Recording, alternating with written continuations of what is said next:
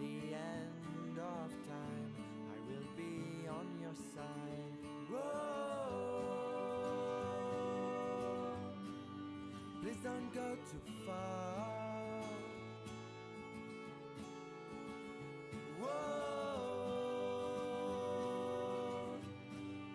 please don't go too far.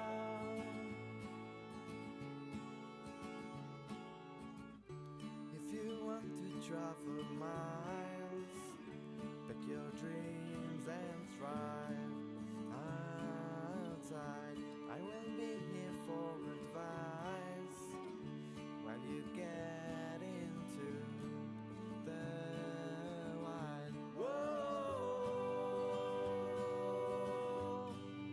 please don't go too far. Whoa, please don't go too far.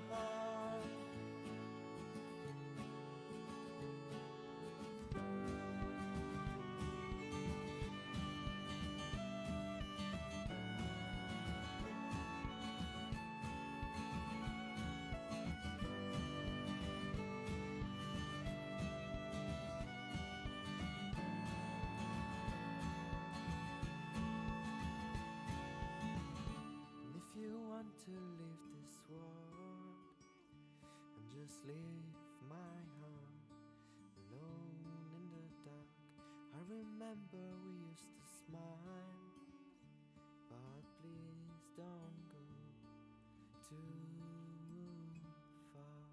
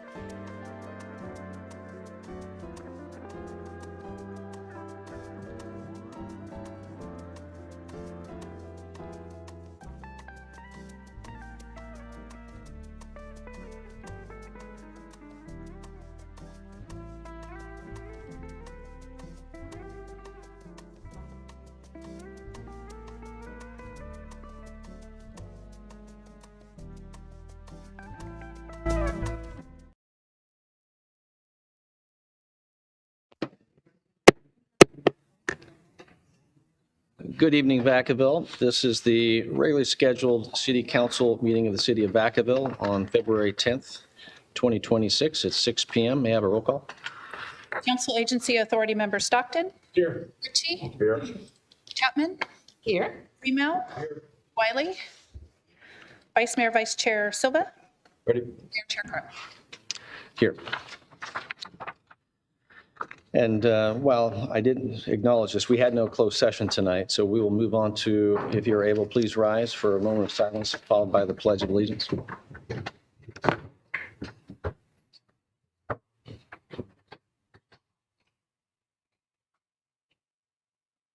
Please join me in the Pledge of Allegiance. I pledge allegiance to the flag of the United States of America and to the republic which stands one nation under God, indivisible, with liberty and justice for all.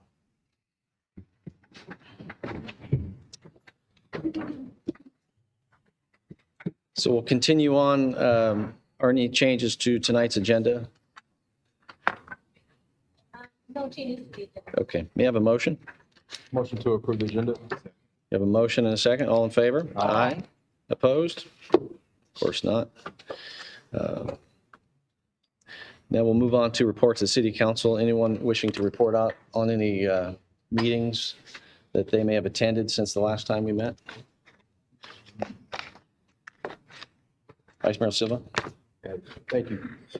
This past weekend, there's a water education for elected leaders. And so it's the second of 5 sessions that I attended. This one was at the San Diego-Tijuana border. And it was really interesting. Just a little background on the purpose of this training is to inform elected leaders on different issues related to water policy and the impact that those have on folks. And so it's really interesting to see the amount of sewage and other debris that comes from the other side of the border over, and the different challenges that's creating within the estuary and the quality of life there.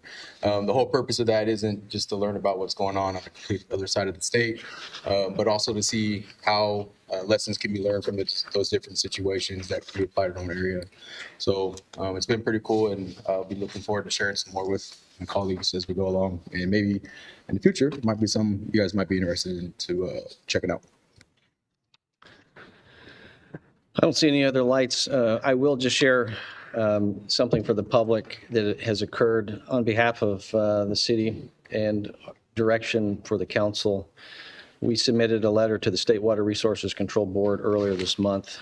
This has to do with the ongoing issue of the Bay Delta plan that as a city we're opposed to. Sitting on the Solano County Water Agency, we continue to have this discussion. The reality is our staff have worked tirelessly to ensure that we're focusing on the Healthy Rivers and Landscapes plan that the governor also approves, surprisingly not always in alignment, but it would better serve the city of Vacaville and our region based upon our water rights with Lake Berryessa. Separate than that, about a week ago, we had I know I shared this to the council before, is a subcommittee for Solano Transportation in the issue of the transportation between here, Dixon, and all the way to Davis. And so over the course of the last few years, as cuts have been made to ensure that we have the ability for transportation from Vacaville, is there's been a hybrid approach to van pools that have been very successful so that we can get local residents who choose to have transportation where Solano Express has not continued their routes over the course of time post-COVID. And so we're exploring in the subcommittee how to further that also and go directly to the university in Davis and make sure that even that kind of a hybrid. So the subcommittee is working on that. More to come on that. Another subcommittee meeting will be had in the future. I'll make sure that I'll report out on that. Question on that? Yes. So there's been challenges with students accessing Solano Community College for their evening classes. I'm wondering if something can be worked in there that might benefit students trying to attend Here locally, or yeah. At the Vacaville side. That's something I can bring up at STA, yes. Thank you. And then in addition to that, tomorrow there'll be I'll chair a subcommittee meeting at STA for Archo roadways within the county. It's open to the public. It's at 4:30. It has to do with Highway 12 and Highway 113 expansions. I think any of us who use them understand that they're not necessarily in the best of conditions. And so we're focusing on that when I chair that, plus an STA meeting again tomorrow night.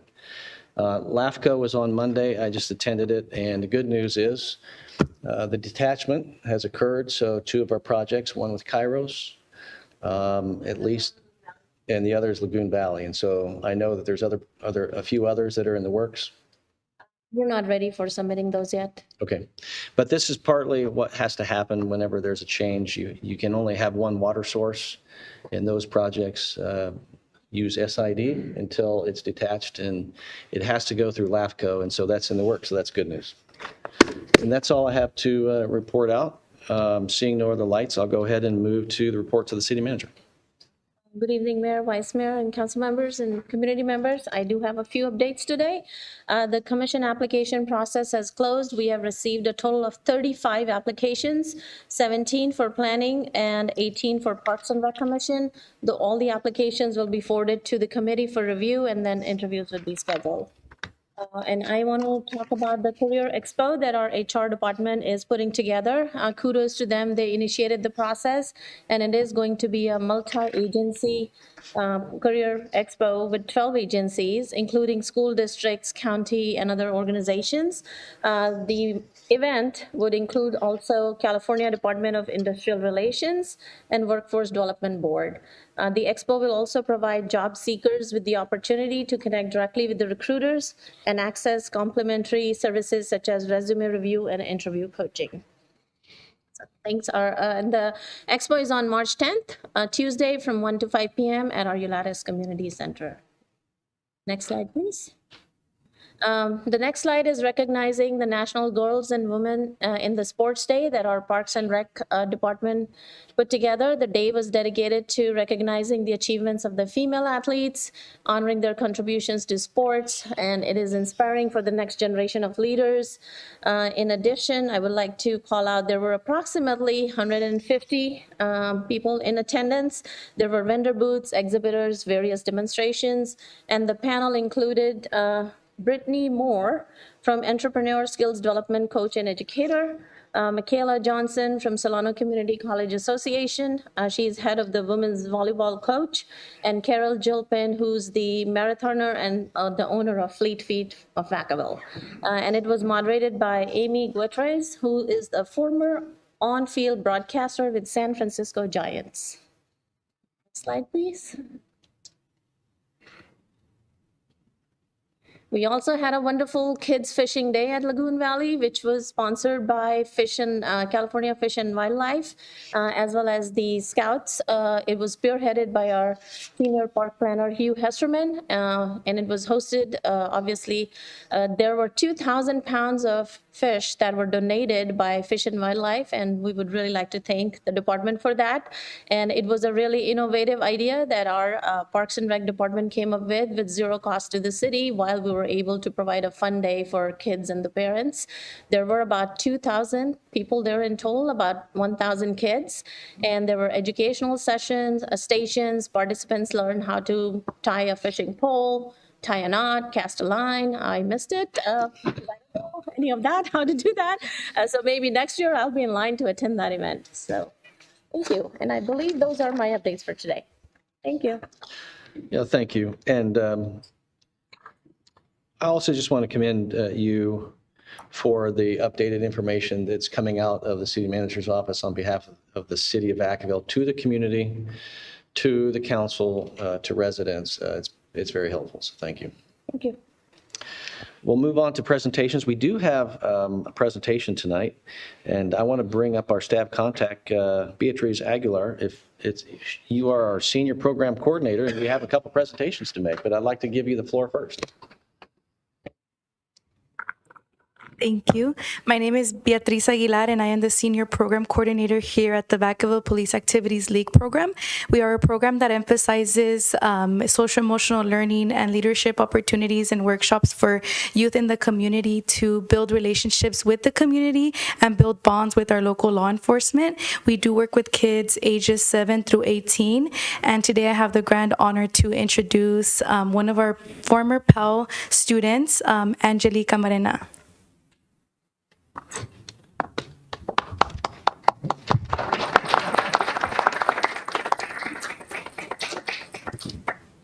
So Angeli, before you speak, what I'd like to do is share some recognition, and then I'll allow you to have the floor. Look, PAL is near and dear to my heart, and so thank you for all that you're doing. It's been part of what I worked in the police department years ago, but thank you for all that you're doing. So let me read this, if I say this correctly, it's Angeli. Yes, sir. That's right. And Angeli has demonstrated a strong commitment to service by participating in the Vacaville Police Department's youth development programs. And whereas Angeli has participated in outreach activities, community beautification projects, and drug and alcohol prevention efforts, and from January 24 through July of 25, he participated in 101 events totaling 448 hours of programming. And whereas Angeli contributed to the Vacaville Police Department's Drug and Alcohol Prevention Coalition, AWARE, which led to her involvement in the peer-to-peer program, and in her role as a P2P mentor, Angeli facilitated a series of 4-session workshops for 8th grade students in the Vacaville Unified School District. The workshops focused on decision-making, morals, positive and negative self-talk, controlling irrational thoughts, and substance abuse. And in 2025, Angeli received recognition from the National Police Activities League for her exceptional leadership and community involvement, earning the title of National PAL Female Youth of the Year. Congratulations.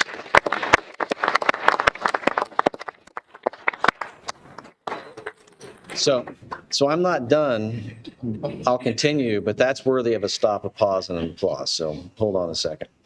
Whereas Angeli extended her service beyond the youth development programs and joined the Vacaville Police Department Cadet Program in 2022. Through dedication, discipline, and leadership, Angeli advanced with the cadet program and earned promotions to field training officer and later sergeant. And whereas Angeli consistently exemplifies leadership, perseverance, and dedication to empowering others, serving as a positive role model and mentor to youth throughout the community, now, therefore, be it resolved that I, as mayor of the city of Vacaville, on behalf of the Vacaville City Council, do hereby proclaim February 10th, 2026 as Angelica Marena Day.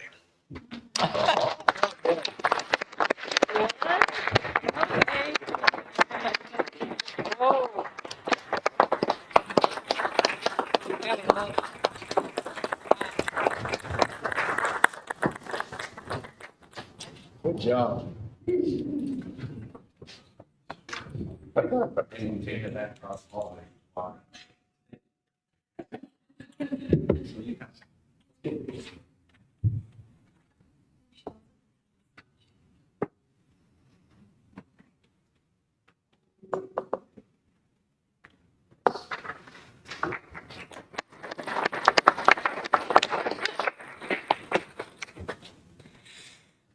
Oh, thank you so much. That truly does mean a lot. First of all, good evening, ladies and gentlemen. I stand here before you today with immense gratitude and great pride. It is truly an honor to be recognized by the city of Vacaville. I never imagined myself standing here today. I certainly would not be here without the unwavering support from National PAL, California PAL, and of course, Vacaville PAL. Each of these organizations hold a special place in my heart. From receiving a national award to serving in the California PAL Youth Directors Council to the countless opportunities provided by Vacaville PAL itself. Every experience has shaped me, and it is a testimony. None of my accomplishments would have been possible without the diversion program and the dedicated individuals who have poured countless hours into the developing of future leaders. Thank you to the city of Vacaville for being a tremendous support of youth in our community. Moments like these remind me to keep pushing myself towards greatness and to continue my education so more opportunities can follow. I appreciate Vacaville PAL for being the program I will always speak highly in any space I enter, because without it, I truly would not be here and be the person that I am today. A special thank you to Judith Franco, Andrea Gonzalez, Kyle Allen, former YSS intern Jansen, and the rest of the PAL staff. They are the spotlight behind the program and deserve far more recognition for the impact that they make every single day.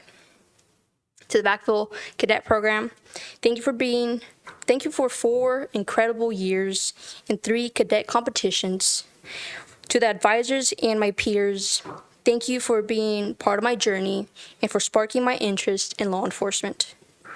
Lastly, I want to thank my parents, mi abuela Maria, my brother, and the rest of my family and friends for keeping me grounded and always encouraging me to speak for what's right and reminding me to always be the first in my family to break barriers, turn sacrifices into opportunities, and to pave the way for the youth, for the rest of my family. Thank you.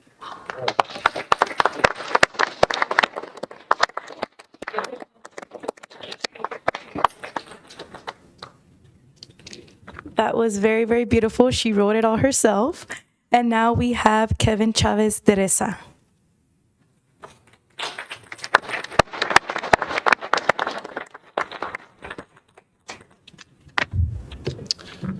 Well, good evening, Kevin. Hello. Before I give you the microphone to speak, I'd like to also read this proclamation on behalf of the City of Vacaville. Kevin is passionate about giving back to his community and has been involved in many outreach activities, community beautification projects, and drug and alcohol prevention.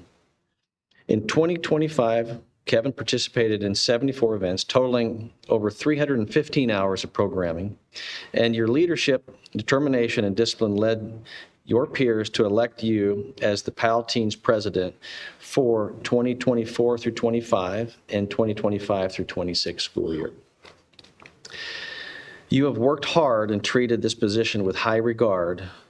And whereas Kevin contributes to the Vacaville Police Department's Drug and Alcohol Prevention Coalition, which led to your involvement in the peer-to-peer program, and whereas in your role as a P2P mentor, you facilitated a series of the same 4-session workshops for 8th grade students in Vacaville Unified School District. You can see there's a theme here. We have emerging leaders in our midst. This is amazing.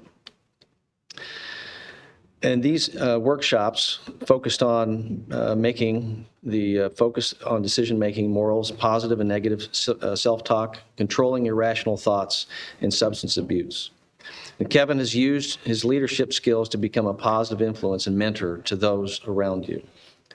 Whereas additionally, Kevin participated in the City of Vacaville's 2024 Summer at City Hall program, and during his internship with the Human Resources Department, he was attentive, receptive to new ideas, and was able to understand the department's role in city government. Kevin utilized this experience to promote and recruit other youth for upcoming programs. And whereas Kevin is a strong youth leader who consistently demonstrates dedication to serving your community, you are inclusive in your approach, encouraging everyone to come together, support one another, and build a sense of unity and belonging. And now, therefore, be it resolved that I, John Carley, as mayor of the City of Vacaville, on behalf of the Vacaville City Council, do hereby proclaim February 10th, 2026, Kevin Chavez de Reza Day. Congratulations.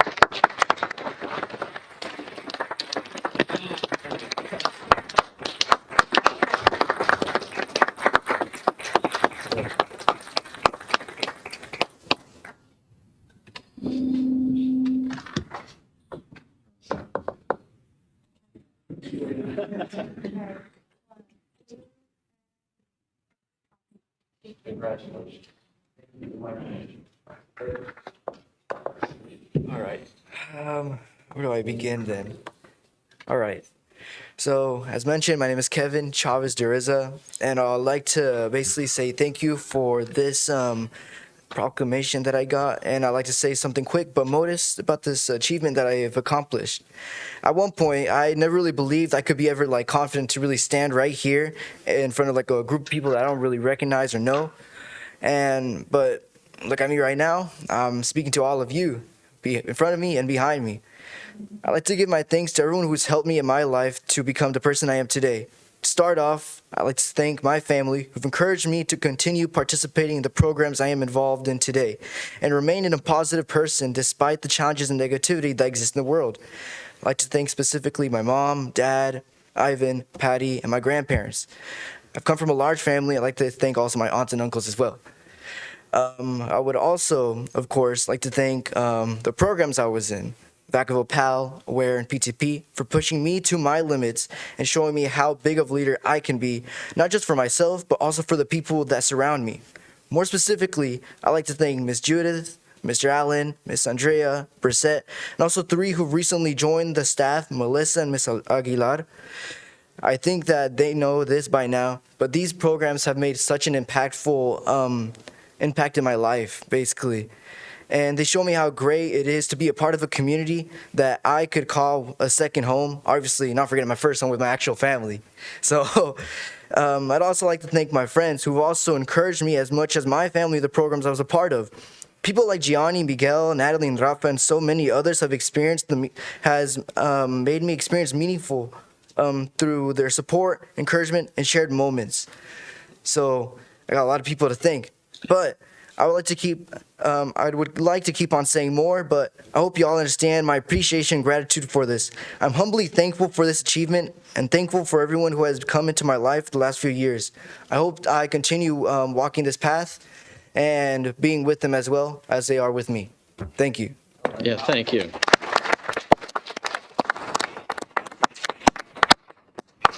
Thank you. To Kevin and Angeli, if your family and friends are here, please stand up.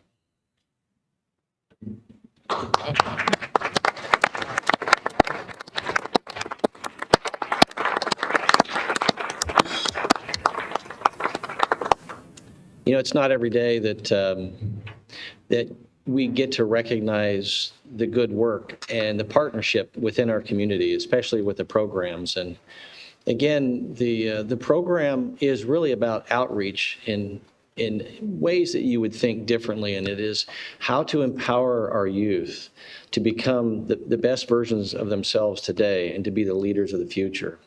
And for all of you in the room that are part of the PAL program, you know, past, present, and future, this is something special for the city of Vacaville. And to receive this kind of recognition and also to be recognized nationally is a testimony to this community and to all of you. So thank you very much from all of the City Council.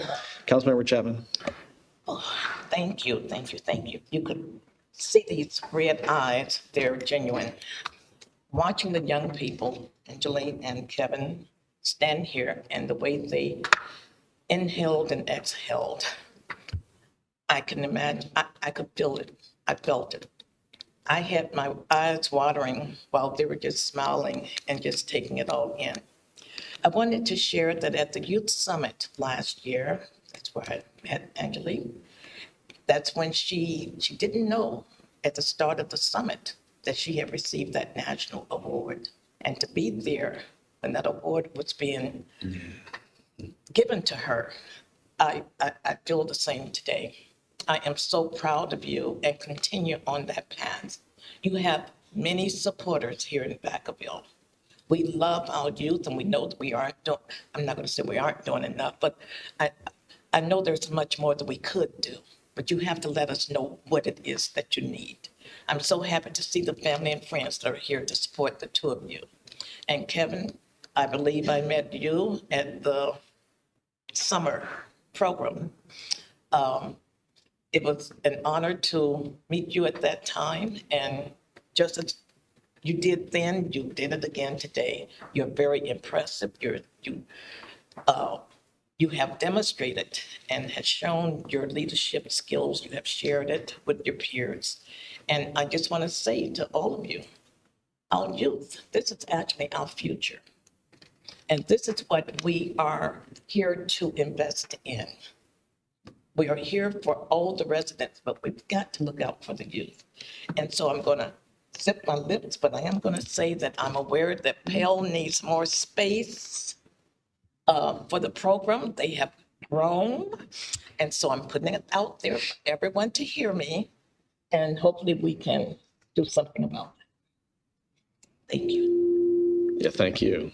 Vice Mayor Summer.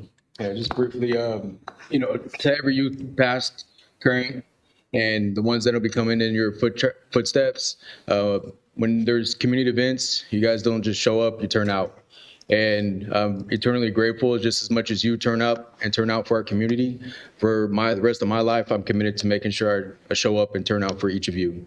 So whether you're recognized like Kevin and Angeli, know that each of you and those that come after you have a lifelong guarantee with Mike Sue, wherever I'm at, okay? So thank you to the parents, and especially thank you to the leaders that continue to believe in our youth. Councilmember Stockton. Yes, thank you. I want to congratulate both of you and also the programs and the people that are pouring into these kids this life of service. You know, being a first responder, you often wonder, what is the future of that profession going to look like? And to see kids like you rise and not only lead, you know, the youth that are standing next to you, but also become leaders in our community gives me hope, because I truly believe that the best first responders to serve Vacaville are the ones that grew up here and love it here. And so I'm really excited to see that there are kids that are taking advantage of these opportunities to continue to find ways to serve our community. And I look forward to you continuing to do that, hopefully here in Vacaville, as you continue to get through your school and everything else. So congratulations. Thank you for all your hard work. And thank you to all of the adults, the parents, the family members, and the folks that are supporting them in doing this, because our community needs good people. Yeah, and Councilmember Ritchie. So to the youth, it's amazing. I've had, I think the last 6 years, I've had the opportunity to once a year have the pleasure and honor to be around you guys as the Grinch. That was me the whole time. And it's amazing to see what you guys do in the communities and through all the events. You know, when I look at PAL and I look at like the word diversion, life is very funny.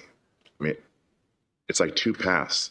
You're walking, and some of your friends are picking another path, and it's going to get wider and wider. And they're taking the wrong path and keep going. They can't come back. But you guys are doing the right thing now. I mean, I've had friends that I was shoulder to shoulder, and they make the wrong decisions. They went to prison, some died. But staying on that right path, and PAL is that. How many people, I heard a stat, Chief, how many people currently at Vacaville PD came through this program? Through cadets or intern. So that's amazing. Just what Councilman Stockton said, like, you guys are the future. And it just please remember that, like, you're going to have situations in your life when your friends are going to give you that choice. Just remember what you guys are doing now and stay on the right path. Yeah, thank you very much. And it's really great to be able to honor both of you, but the entire program and also the staff and that's behind it also. Appreciate it. And today's your day, apparently. Right? That's right. That means you can probably do whatever you want within reason. All right, we're going to go ahead and move on tonight. We'll move on to consent calendar. We have items A through I. Any member of the council or the public wishing to pull an item for discussion? Seeing none, do I have a motion? Motion to approve consent calendar. We have a motion and a second. All in favor? Aye. Opposed? All right, so we'll move on to business from the floor. This is the time for the public to address the council on any item that's not on the agenda that is within the jurisdiction of this council. You may please come forward. Yeah, please come forward. Again, this is for any item that's not on the council's agenda tonight. Yes, good evening. Okay, hi, I'm Cheryl. I was here on January 20th when the city council was taking up the BES ordinance, which was item 2, and I happened to sit through item 1, which pertained to housing project that had deficiency in the site triangles of the driveway. And I spoke to the chief of police a bit and heard how that design was in contrast to what the police and fire department wanted. And I thought, how did this project get so forward with that deficient design? Why don't they have CEPTED into place? CEPTED, crime prevention through environmental design. And so I thought this city needs to incorporate CEPTED design standards in the initial application stage, which is done through CEPTED incorporated into municipal security ordinance. And so I thought, well, this is what we did in Southern California when I worked for cities there. And it hasn't really hit base here in Northern California cities, and it needs to. And so I sent an email to the chief of police and to other staff members here in the city. I'm showing them what CEPTED looks like when it's incorporated into the municipal code. So what that requires is the preliminary applications, the developers have to follow those security design standards in their preliminary designs so that crime prevention techniques are then incorporated into the project as a requirement of the municipal code, and not the current situation where it's optional for the developer to do that because it's not a requirement in municipal code, which is what you have now. And so I thought this is such a beautiful city. It's a safe city, but things can go awry. And so I forwarded that email on how to put CEPTED into the municipal code and how to navigate it through both the planning department and the police department. And so I'd like to offer any type of help you need with regard to how to put that into effect in the city. I'm there. I should point out I've been nationally certified city planner for over 30 years and managed hundreds of land development applications. And so I know site planning like the back of my hand.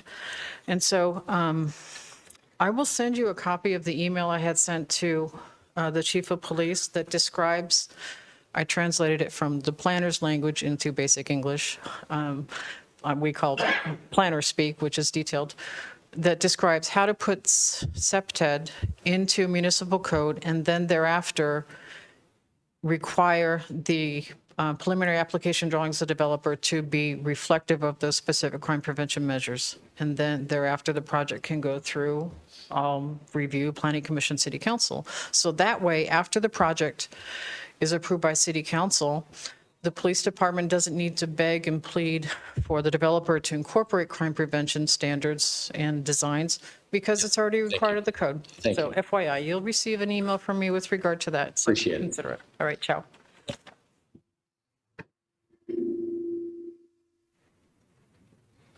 Good evening.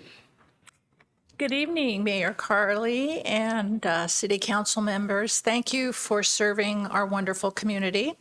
I'm Kathy Valdez, and I am president of Friends of the Vacaville Libraries, and I am here with some exciting news tonight. We have a new bookstore in town, and it is located at the Cultural Center Library. We are having our grand opening this Saturday, Valentine's Day, from 10 to 4, and our theme is We Love Our Bookstore. Since 1980, the Friends of Vacaville Libraries nonprofit organization has been serving our community. We've raised thousands of dollars and have at our book sales.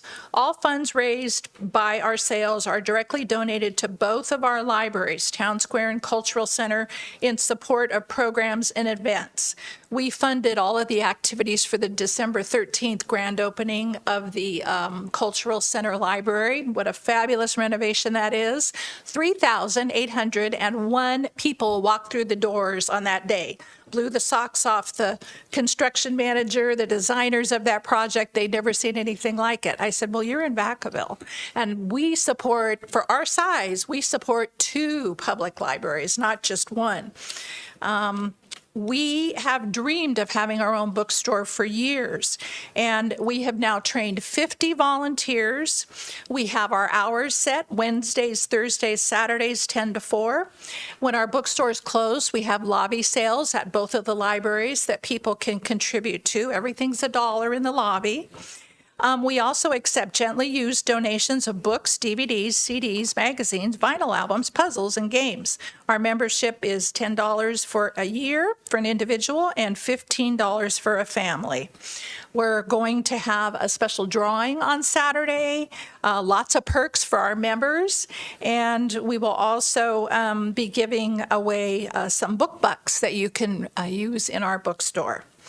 All of the community is invited, and I'm going to leave you with a brochure that tells a little bit more about Friends of the Vacaville Libraries. Recently, we also purchased some children's furniture for the Town Square Library. So we're all about literacy, supporting reading, supporting our community, and supporting our libraries. I'll leave you with brochures and our new bookmark, and hope to see you Saturday or sometime in the bookstore. It's great. Thank you. Anyone else wishing to address the council? Here I am once again, not going to let certain of the council members who have been snuggling up to California forever to let them forget it, because this is a scam. I think too much about California forever, but it's because it really, really bugs me that Solano County is going to get ripped off by a bunch of multi-billionaires over their vanity project. This is my favorite sheet of paper. It's from the county staff report in 2024. It details just how many billions of dollars of taxpayer money will go into the infrastructure for California forever. Now, I'm sure that back in the days when California Forever was a new thing, Mr. Ritchie was totally unaware whenever he crawled in bed with those bunch of rattlesnakes. But some of the rest of you should have been better informed. Now, I don't know who is actually romancing them, but I suspect, and I think that you should be very well advised that of the Solano County people who have been surveyed on the matter, there's something like 70% oppose it. Probably not, probably the public has a better feel for the thing than some of you do. Every promise that California Forever makes, they don't mention the fact that it all depends upon infrastructure that the public will pay for. Nobody talks about that. When you talk to one of the representatives of California Forever, ask them about this report. They're going to change the subject. There's a reason for this. They depend entirely upon the public footing the biggest part of the bill. That's the dirty little secret. And the other thing, when they come up and they want to talk about their mythical shipyard at Collinsville, one more time, people, spend some time learning about shipbuilding in the United States. Henry J. Kaiser ain't coming back, and the Japanese are not going to attack us again. So the whole idea that, we once built, so many ships, and by golly, we're going to do that again, that doesn't exist anymore. And besides that, Henry J. Kaiser was already a shipbuilder. You're not going to get some sort of shipyard at Collinsville out of the Ships Act. Go look around other ports in the United States. Just go on Google Earth. Look down there. There's a whole lot of shipyard capacity in the United States. It's simply not used for economic reasons. Thank you.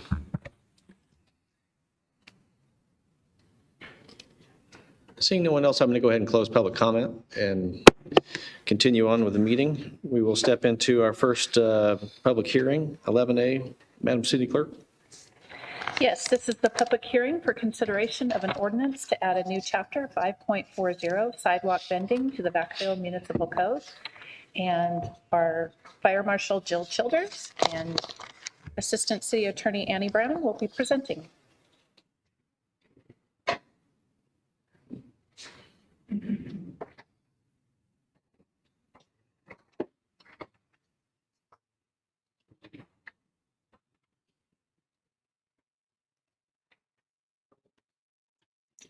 Good evening, Mayor, Vice Mayor, members of the City Council. Let me pull this up real quick.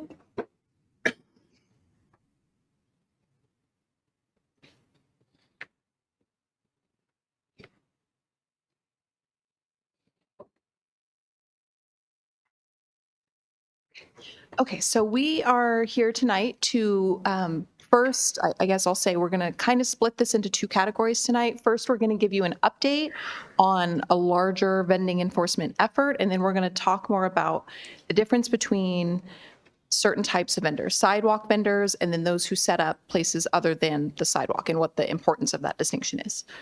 And then we will, of course, talk to you about the proposed ordinance that is proposed for introduction, first reading tonight, and for your feedback. So to start with, I think what we wanted to do was clarify what we sort of informally call pop-up or street vendors, what those are, which is not sidewalk vendors. There's a state law that specifically talks about sidewalk vending, and that's the way that our ordinance is structured, and that's what our ordinance is intended to address. Vendors who are not operating on a sidewalk or on a public path that pedestrians walk on are subject to not the same state rules necessarily. And so just to give you an example, we are allowed to and are actively enforcing other parts of our code that talk about things like dumping of oil and grease down city drains, whether they have a business license or not to do business in the city, and whether they are obstructing the right of way or causing any pedestrian or traffic issues. So again, these, the state laws having to do with sidewalk vending, SB 946 and 972, which I'll talk about a bit more in a little bit, those are not the laws that are applicable to these kinds of vendors. And what I'm talking about are the ones who are typically set up stationary under a big easy up, a pop-up tent. They look essentially like an outdoor restaurant, and they're typically maybe in a parking lot or in the street near another business, but not set up on the sidewalk. And in fact, if they were on the sidewalk, they would take up too much of the sidewalk and it would be an ADA issue. And so that's, they have to push out into a different area. So, And so to be clear, we're not talking about those tonight. the ordinance does not deal with those, but we did want to give you an enforcement update so that I think, there's some confusion maybe about the two different types. And so what we're doing about those and then what we can do about sidewalk vending. Okay. So on the non-sidewalk vendors, just to give you the update, we have been in touch with Solano County, particularly the Office of Environmental Health, to coordinate with them that we can do more frequent food safety inspections with the county, because we do rely on the county to come for health and food safety. They have more powers than the city does under their delegated authority as the health officer for the area, basically. So with things like, if they don't have their Solano County food safety permit and they're serving cooked food and they haven't gone through the inspections and they don't have their permit, the county is the only one who can come and, issue a citation or a violation or impound in certain, instances when it's called for under their laws that apply to the county.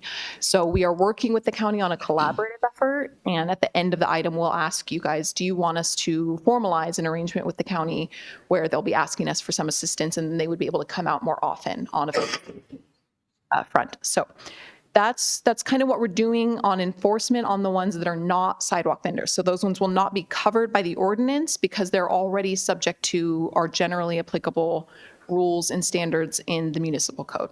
So that's what we're using. They can't dump oil and grease. Like I said, they can't block the right of way. They have to have a business license, but that's a different bucket than the sidewalk vendors that we'll be covering next. So that's the update on that. And then, of course, at the end, we're happy to take questions. So just a quick reminder, we kind of ran through this last time we were here for the study session, but some of the risks of purchasing food from, specifically from unpermitted food vendors, right? It just means that they haven't gone through all of the safety checks that the county is authorized to perform. If they don't have their permit, there's no way for the public to be sure that the food they're serving has gone through all of the necessary health checks. So that's, when we have done some of the sweeps with the county, these are all pictures from here in town from vendors that the county had to come in and shut down because it's food safety concerns really is what the county is out here for. So just a reminder on that. And then to get more specific on what we are here tonight for the ordinance is for sidewalk vending. And so the critical difference here again is that they can be either stationary in one location or they can be roaming on with a cart or something. But it's the critical thing is that they're on the sidewalk, a public sidewalk, or a pedestrian path, like through a park or something like that. So if they're stationary, but they're in a parking lot or in the roadway or in a cul-de-sac or something like that, they're not a vendor. These are the two state laws that have been passed that impact how the city is allowed to regulate sidewalk vending. And so the primary one here is SB 946, which is called the Safe Sidewalk Vending Act. What that did was the state said cities have to decriminalize sidewalk vending. You are limited to administrative citations. You can enforce your generally applicable rules. They still, for example, cannot dump oil and grease down city drains, right? But in terms of the sidewalk vending activities themselves, they're subject to certain protections.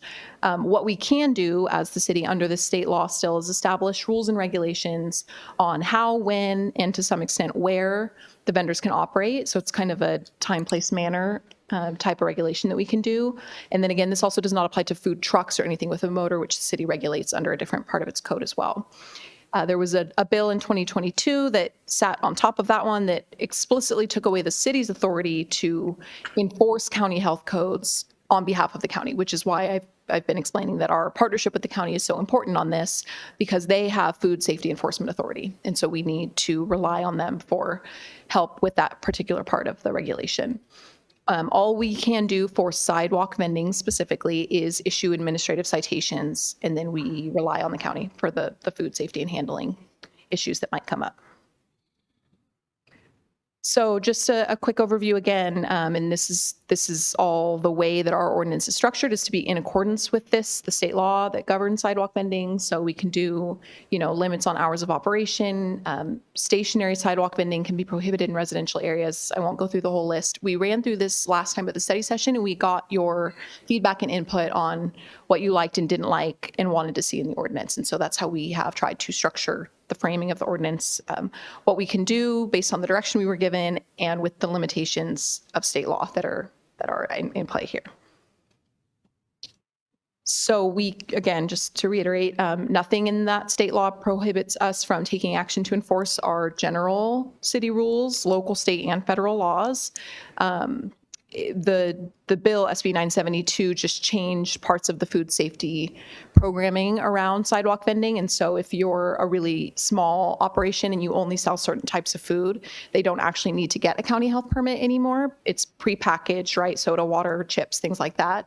So basically the state has said the risk is very low with those types of items. And so they don't need to, if they meet all these criteria, get a county health permit. We are working with the county. They understand who those vendors are, when they do and do not need permits. And so we can rely on their expertise in that area as well. So to get into what we are actually proposing with the ordinance, which was attached as part of the packet for tonight, we will be looking to require a sidewalk vending permit for all types of sidewalk vendors, mobile and stationary. We're adopting some of the state law language about, maintaining an ADA-friendly path of travel, not blocking a sidewalk, engaging in aggressive sales tactics, which really just means if someone has said, no, I'm not interested, our ordinance says, please don't follow them down the sidewalk or touch them or try to get them to buy anyway. Maintaining a clean and orderly area around the vendor, making sure they're responsible for all of their own litter and food waste created. Obviously, no sales of prohibited goods without the correct licensing and everything, alcohol, marijuana. No use of flashing signs, horns, sirens to attract patrons. That's just kind of consistent with our noise rules. They will have to constantly conspicuously display the permit once they have received it, and that's their health permit as well as our local sidewalk vending permit. There's certain areas where we've said, for safety reasons, it doesn't make sense to vend at a bus stop, at a red curb, in a median, in a bikeway. We've maintained certain traffic visibility areas in the ordinance. And so just so that we can enforce and tell them, this is not a safe place for you to be vending. And then there's a list in the ordinance of additional locational restrictions that are all intended to be health and safety, public welfare related. 10 feet from building entrances to let people get in and out, 500 feet from events that are specially permitted, like farmers markets. And just another example would be like Merriman on Main or Fiesta Days. If there is a special event permit and those vendors have come to be part of that special event, there will be sort of a buffer area around the event of 500 feet, where if you're vending and you don't have that special event permit covering you, then you would be outside of that area. Just a few more things. So stationary vendors, as I mentioned, will not be permitted in residential zones or within 300 feet of an exclusively residential zone. And then mobile vendors, which are like the push carts, must be allowed to operate in residential areas. It's under the state law, but our ordinance sets common sense hours of operation limits. Both types will be able to operate in non-residential zones. Again, though, that will be subject to common sense hours of operation restrictions. And as we talk about more in the staff report, the state has said basically you want to match up whatever the latest business open on that street is. You can't treat a vendor who's allowed to be there differently than a different business on that street. So we just tried to match up.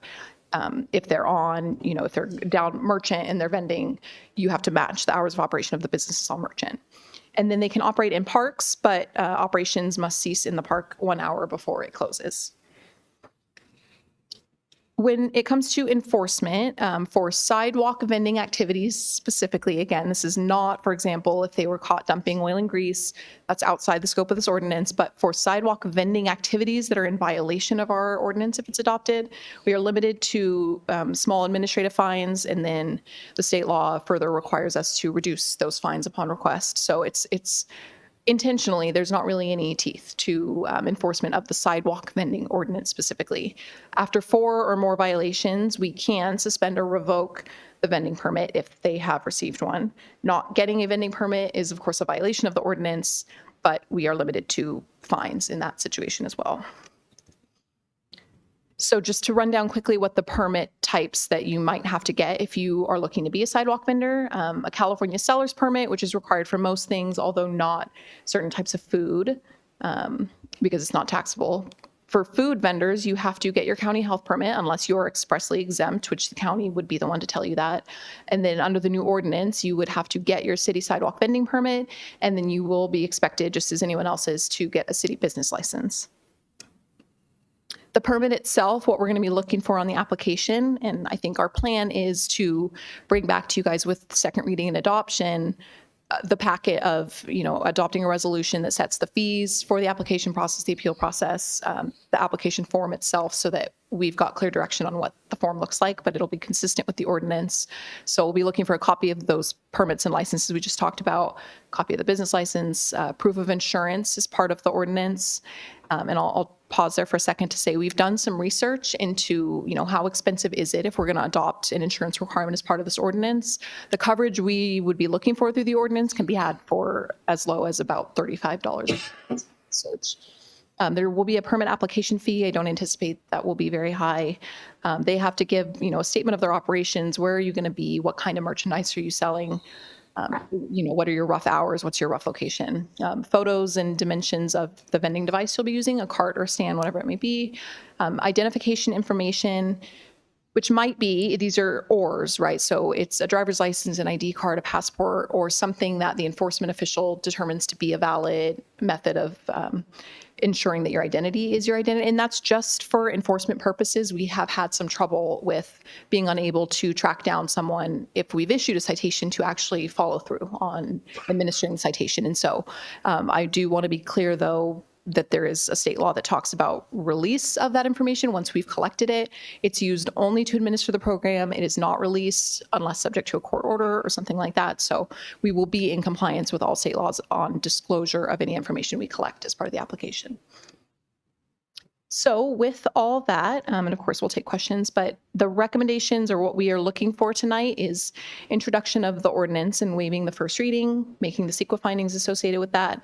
And then we're also looking for these 2 items, which are direction on whether you'd like to see any delayed enforcement from adoption of the ordinance, which will take place say we pass first reading tonight, second reading at the next meeting, there is a 30-day waiting period built in before the ordinance will actually take effect. So we're looking for, would you like any delayed enforcement beyond that 30-day waiting period to allow for education going out to the vendors? And we can talk to you more if you're interested about what we've already done on that front. And then we're also looking for direction on whether we should pursue a formalized enforcement arrangement agreement of some kind with the county so that we can work with them on, essentially we would be helping them stage. So they would tell us when they could make it, or we would request, can you come on certain dates for food safety checks around the city. The vendors we know are there. They would come, we would help them stage, and we could, what they've asked for is essentially help on our end with storing some of the equipment if they impound, and then they would go through the county process for recollecting their goods after that. So those are the items we are looking for direction on, and then otherwise it's just whether you want to see the ordinance move along or if you have any changes. Yeah, thank you. And I know that this is not the first time this has been in front of us. Any questions from the council before I open up to the public? This is a hearing. Councilmember Chapman. Thank you. Couple of questions. I was at the meeting where the members of the county were in attendance and was discussing this item of, had a discussion around food vendors. And it was shared at that time to consider having a county-wide ordinance. With that, I have two questions. Do you know where the other agencies are at present? Has there been another meeting or has there been a collective meeting to discuss this? And if so, it's when you ask if whether or not the council may want to delay it until later, would that tie into wanting to develop a regional or countywide ordinance? Yes, so we just met with the county, I think yesterday? Was it that Monday? That was yesterday. Sorry. Yeah. We met with the county yesterday, the representative from Environmental Health, so that we could talk about this with them. And they were really actually enthused about our ordinance. They read through the full copy of the draft ordinance. She really liked it. Her supervisor really liked it. She did mention that the other cities are looking to do some kind of loosely coordinated effort, right? Like all of our ordinances might not be word for word the same. The county just doesn't want to be expected to enforce differently in each jurisdiction. So we didn't get any indication that that was a concern from them. I think we're in line with what other cities are looking to do, and the county has said they're, fans of the ordinance and ready to roll on it. Okay, and then thank you. And then my second question is on encroachment. And I know there, you mentioned location, all of that has to be identified by the vendor when they come in. How are we protecting our businesses from having one of the food vendors encroach on them? Yeah, so a couple pieces to that question, which the first from a general framework perspective is the state, when it passed that sidewalk vending law, specifically said what they don't want is for local regulations. And again, this is on sidewalk vending, the ones that are on the sidewalks, on pedestrian paths. The state does not want local regulations to be specifically focused on a perception of community animus towards vendors, or if there are brick and mortar concerns about competition. So that's not to say you guys are not allowed to think about that, to talk about that, consider it. But the ordinance itself is structured in a way that addresses public health, safety, welfare concerns. That's what the state has told us we are limited to doing. And so we've tried to retain common sense controls where we can, using, there's been actually a couple cases already talking about this sidewalk vending state law. So trying to operate within the parameters of what we know the state does and does not want to see in these ordinances, but trying to enact the regulations that make sense. Like they can't be open any longer than other businesses on the same street, 10 feet away at least from entrances to businesses, things like that, so that people can freely come in and out. But from a competition standpoint, other than requiring the permit, requiring them to get the same kind of health license, because that's one advantage, right? If you don't go and get your health permit and you don't show that your food is as safe as a different type of food sold elsewhere, then you didn't have to pay all that cost. You don't have to be subject to the same rules on safety. So we are trying to bring them into line with another business type that sells food. Okay. I said I only had two, but this still follow up to that one. Yeah, and just to be clear, I appreciate what you said. This is following a policy. The cities, I'll just add to this, the cities, the mayors, the city managers, and the teams are all working to collaborate on what we've talked about with these pop-up vendors for food. So to be clear, I want us to limit our conversations because we're going to open up for a public hearing. This tonight is about the sidewalk vendors. We can have feelings all day long about those, but let's limit our time because that is something that we will also be asking them to do at a later time. So did you have a follow-up question? No, that's what I was going. Okay, yeah. That's where I was going. Yes, absolutely. So, Vice Mayor Silva? Thank you. I noticed in the attachment different options to prove identity included social security number, but that wasn't listed on slide 14 at all as one of the options. Why is social security number part of some of the attachment options as an or option? And do we request social security numbers for other business licenses that are outside the definition of a sidewalk vending?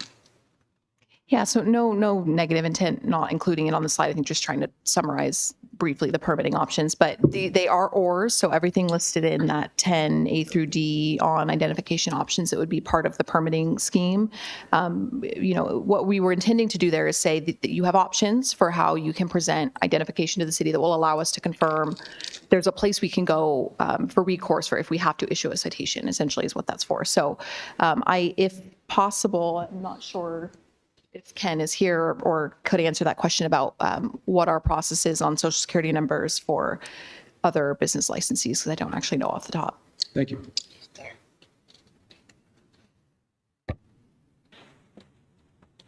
Good evening. So for business license applications, if you're a sole proprietor, it is an or, so it could be a driver's license or it could be a social security number. And the social security number, we're able to verify. How do we go about verifying that that's legit for any business owner? With that, I'd have to check with staff. I mean, I know we collect the information, but I don't think we can run it through some sort of credit process. I'd have to double check on that.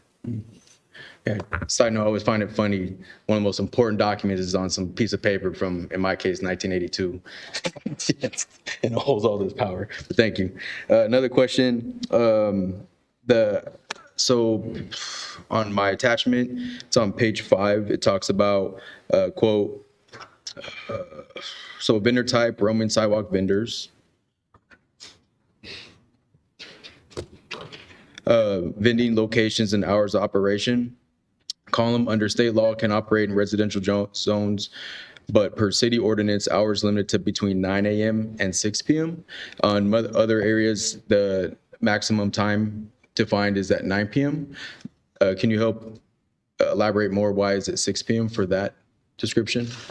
I think for residential zones, we sort of tried to pull from other cities' examples when they adopted their ordinance, what residents want to see in terms of, because it's a roaming vendor, I think there could be, or what that's intended to get at is just concerns about noise or them being out after dark.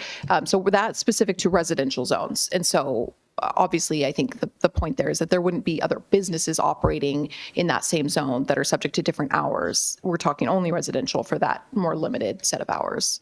Would this policy also apply to ice cream trucks? So if it has a motor, it's outside the scope of this ordinance. Okay. And then under the noise ordinance, it listed different parameters. Are bells included under that ordinance against certain noisemakers? I don't think, what I think I can comfortably say is we probably don't enforce if we get a call about a bell sound for the noise ordinance. Thank you. Councilmember Stockton. Just to clarify, will it be your code enforcement that's doing this enforcement, or will it be our police department, or a combination? It's a combination. It will be the police department along with code enforcement. So would this be something that is handled similar to like a bar check or something else that the police department could go and contact these individuals that are, sidewalk vending and verify that they have all of these documents by them providing some sort of ID? Yeah, so I believe our goal is, yes, it would be in our software, the contact information for all of these vendors. So if PD were to have any issues, we would be able to get them the contact information to get to the person ultimately responsible for that particular business. Because most of the people that see this and have some sort of issue or are calling to complain are going to call 911. Yep. And so I'm just trying to figure out what the timeline is for them to have realistic expectations about when somebody's going to get out there and who's going to be out there. As far as this formalizing the agreement with the county, a county ordinance, can our ordinance be more or less restrictive than what the county decides? I know the state, is a little different, but how does that going to work with the county? Yeah, I wouldn't anticipate, we have tried to be as comprehensive as possible in ours, and I didn't get the sense from the county to the extent they're working on a county applicable food ordinance that would apply, or sorry, vending ordinance that would apply in the county areas outside of the cities. I didn't get the sense when we met with them yesterday that they're looking at anything vastly different than this. They seemed, enthusiastic about the way that ours was structured. So I think we are, if not mirrored or exactly on with the county, I think we're at least, in step together, and they would be willing to help us enforce to the extent necessary. Okay, so if theirs is less or more restrictive, we're still able to do what we're comfortable with. Exactly, because they are the health enforcement official for all the cities and for themselves. That's the role they would be fulfilling for us, is helping us with our ordinance on the health side. Perfect, thank you. Councilmember Ritchie. Thanks so much. So I'm in agreement with collaborating, kind of line up the county. When I was reviewing this over the weekend, the Senate bill, like one thing stuck out to me, and so I had to find it here to make sure we don't get in trouble, to make sure we don't get sued. I was thinking backwards as what could happen. The Senate bill specifically said we can't do anything to use economic levers to deter these businesses. And when I saw the bullet point of a minimum of $1 million for general liability, I have insurance. And I'm like, I have no idea what the average food company pays to have a minimum of 1 million. That if we go through and we put that on there, that's directly enforcing possibly a financial burden that's greater than a like-kind restaurant. So I don't want us to make sure, like a minimum $1 million. So it's like a $5 policy to sell cotton candy. Like that's crazy. Like, is that the same policy that a brick and mortar would have down the street? So I'm very careful about that bullet point, because that directly can conflict with the Senate bill of economic lever, right? So I guess I would say I respectfully disagree. I think, business owners are expected to have insurance. I think $1 million is standard or low. I think the $1 million coverage of general liability for sidewalk vending specifically is present in many other cities' ordinances who have addressed this.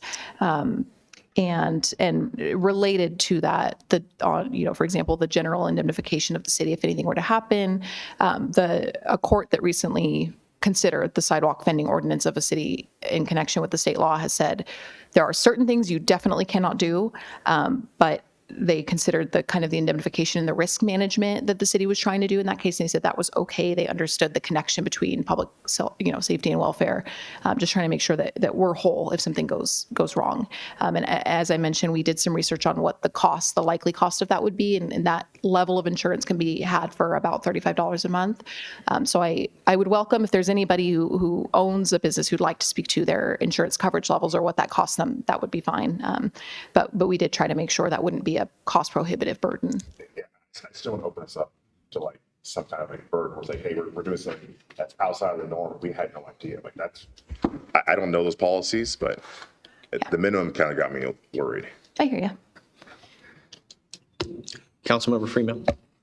Yes, thank you. I'm just curious, would this include like on Merriman on Main? This last year we had a truck probably pull up behind the Lucky store with a whole bunch of balloon vendors and the lights, and they looked really cool downtown on Merriman on Main, but every 15 steps you were approached by somebody trying to sell you balloons. And so the 500-foot zone would be applied to basically off of Main Street, right? So people could still come through all the side streets and choke all these areas. But what is the enforcement? How are we able to enforce something like that when you've got a 53-foot trailer and a big rig with the back of it's packed full of people and they are just flooding our city? So how do we enforce something like that, especially on an event that's supposed to be for Christmas and, peace and love and joy? And, but, for myself, like I said, the balloons look really good, but that was the first time that we've been invaded like that, as far as for overwhelmed with the amount of street vendors that came in. So how do we go about having some real teeth in this? Because, really, how many people can we have out on the streets that are going to be enforcing this to make sure that people have the right licenses, insurances, and everything else? Is it just lost by numbers? Do we just lose? So I think, as Jill would probably attest to, with all things code enforcement, it's going to be a little bit of whack-a-mole, right? Like we will have the ordinance in place, which gives us some of the helpful structure that we need. For example, the 500-foot buffer around a special event permitted. The idea of that, right, is to try and say, hey, you're welcome to go through the same process our other vendors go through to be part of that event. If you're not interested in being part of the event, then we just have a buffer around the event to, look out for the event itself, the safety and welfare of the people attending the event. But it is, as you've identified, kind of an issue of what does that look like if we're actually out on the ground that evening? So two things, I guess. If it's food related, and what happened this past year with the county was they did come out and assist with not having the right food permits, right? If it's a hot dog pop-up type of thing, you got to have your health permit. That's what tells people that it's safe to be there. But for example, for the balloons, what we would be looking at under, and again, this is straight out of the state law, the way that our ordinance is structured is an administrative citation. The state has specifically decriminalized any sidewalk vending specific action. So if all we had was not any violation of any other code or rule or anything that the city could enforce, and it was just you're vending in violation of the ordinance because you're within 500 feet of a specially permitted event, then all we could do was issue them a citation for an administrative fine. But, and yet this is it's an organized business that's probably taking advantage of people and their labor. And I just, how do we prevent this? I mean, here once again, the state is dictating to us how we can manage our own city. So it's just very frustrating that we don't have any teeth for this thing at all. And, I'm thinking about all of our brick and mortar people that pay for fog services, they pay for their inspections, they pay for everything, and they're paying taxes and workman's comp and all that. And once again, the state has just got us tied up, right? Basically. Yes, that is true. But going back to the actual food vendors, please, I want you to know that we did meet with Solano County about Merriment on Main specifically this year. And we do have a plan for some extra enforcement next year with some staging of trailers and equipment before the road closures happen. So we are able to do more enforcement than what you saw this year. Oh, good. Thank you. And Councilmember Stockton, and then I am opening up to the public since this is a public hearing. Sorry. So say you stop somebody for selling flashing lights because they're not allowed to have flashing lights at Merriment on Main, and you contact them and they don't have ID. What are you going to do? I think that's the story of what has happened when we've tried to come at this already without the ordinance, right? So the short answer is there isn't a whole lot that we can do. We can issue the citation. We go through our standard kind of collections process. We try to find if there is an overarching business, we try to go find that business to see if we can't get the money from them. But, with the ordinance, again, of course, if someone violates it, that is what it is. But if they're coming in to get a permit, then at least we've preemptively asked for your identification. Are you an agent of a larger company? Please give us that company's name. So we're trying to front load gathering some of that information if we can. But to the extent someone doesn't have the permit or is otherwise in violation of the rules, we gotta, kind of roll with what the state has told us, which is the administrative fines only. Right, but in an administrative fine, we're still entitled to identify who they are, correct? We can try. Yeah. We try. Yeah. We try. So is an option that you could get a thumbprint and a photograph of the person that doesn't have any other ID that they could show? So that state law that I mentioned briefly earlier about not disclosing any of the information we're collecting in the permitting process actually specifically talks about fingerprinting as a prohibited local activity. So essentially the only way, the way that anybody can do whatever they want and avoid doing this is just say, I don't have ID. That's what we've been seeing. Because I just want to give folks realistic expectations that this is an ordinance that I think is likely to pass. I mean, I think it makes sense in a perfect world where people comply. Right. But it's sad that we need rules like this in order for people to comply and to be fair and to, not take away from our business community and our events and whatnot. But I want to give them realistic expectations that it's not hard to figure this out. I mean, cops have been dealing with this forever and ever. So, if the state is not going to allow us to do some of these common sense things to be able to do it, I'm just letting you know, I just don't think this is going to be very effective at all. It's not to say that I don't support it, but I want to give you realistic expectations that if all you have to do is say you don't have an ID or not have your ID on you, the last thing I want is our law enforcement officers getting into a use of force over, what is this, an infraction? It's not even a ticket, right? It's like, so you still have discretion. You don't have to do anything if you don't want to either, right? So, yeah, sounds like a lot of effort that you guys have put into something that you could just say, yeah, I don't have any ID, sorry. I'm going to go ahead and open it to the public. This is a hearing, so anyone wishing to speak on the sidewalk vendors, please come forward.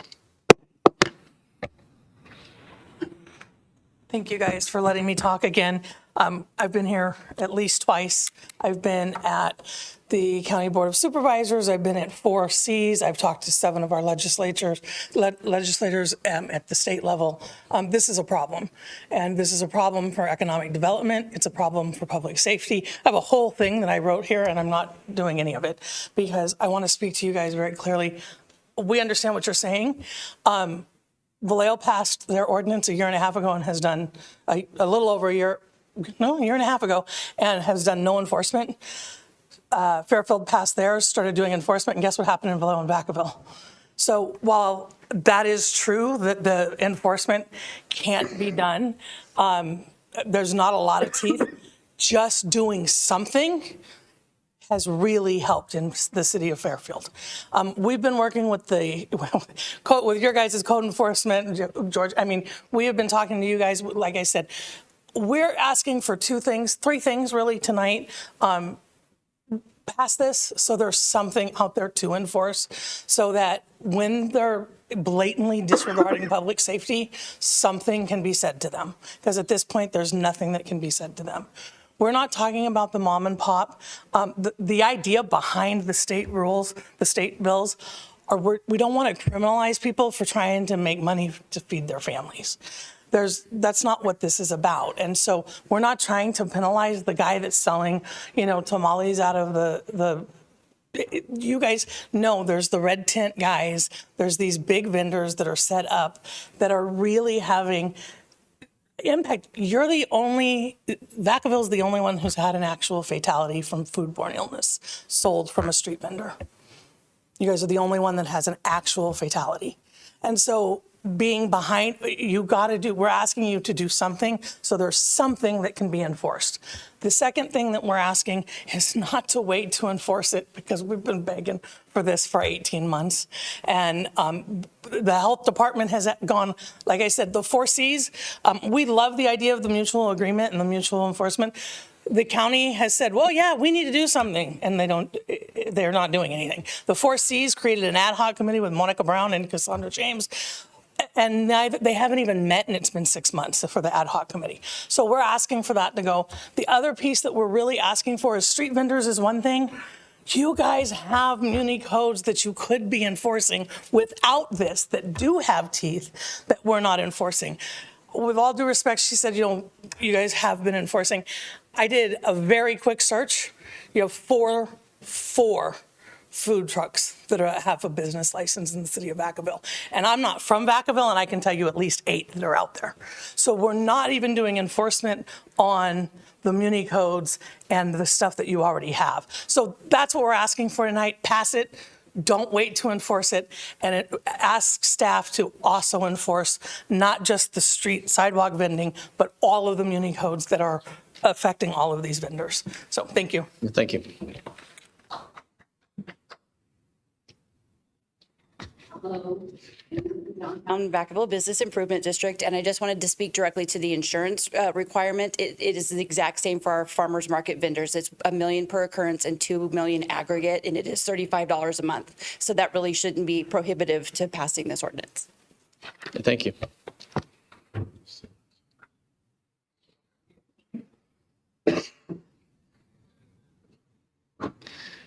Evening, Tim. Council. Thank you all for keeping Vacaville being the great city it is. My only concern, and it's not against the suggestion, is when it comes to code enforcement, what are we talking about? Money. And it's all right to say you want to do all these things. as a guy who's going to have a heart scan to see if his cow aorta is still moving tomorrow morning, we will love the fire department. My wife will not let me move further away from the local fire station. So believe me, we have certain critical things that you need to do. And the other thing is our police department in the back row. Now, our police department, there were times last month, last year, at certain hours of the night or day, if I told you the number of patrols that are out there, you'd get nervous. So to me, all I'm asking for is you better have really good coordination with our law enforcement partners there to make sure that we can pass all the rules, but it's got to be reasonable enough that it can be enforced, because it's just money. Because code enforcement's a pet issue with me. I can go around this town and show you all kinds of codes that are violated every day, especially fire lanes, where we basically can't get down the street anymore. So it's all right to do it, but just please coordinate with the council, coordinate with the police department, and make sure what you're doing is, we can handle it. Or we got to come up with some money for it, right? Okay, thank you. Thank you.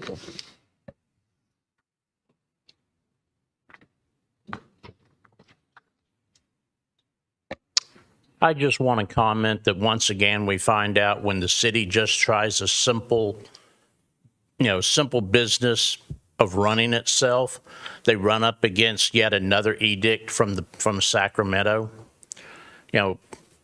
Seems like everything that Vacaville has that would be a problem, the best plants, our water, our problem is Sacramento.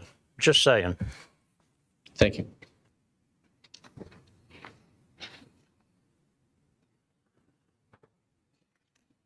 Good evening. I just wanted to ask a question and clarify with regard to Merriment on Main. Could you tell me that if the restaurants in downtown that have existing health permits and they sell food that night, whether it's inside their restaurant or on their patios, and if they sell to-go food from either inside their restaurant or their patios, not on city sidewalk, do they need a special permit with the city next year to do that? Did they need it this last year? And also, was the county health department on site with the city this past year on Merriment on Main? And what I'll do is I'll let you have your time, and then when we close it, I will have them answer that question. Okay, thank you. Seeing no one else, I will go ahead and close the public comment portion of the public hearing, and I will ask staff to go ahead and answer that question or respond to any of the other comments.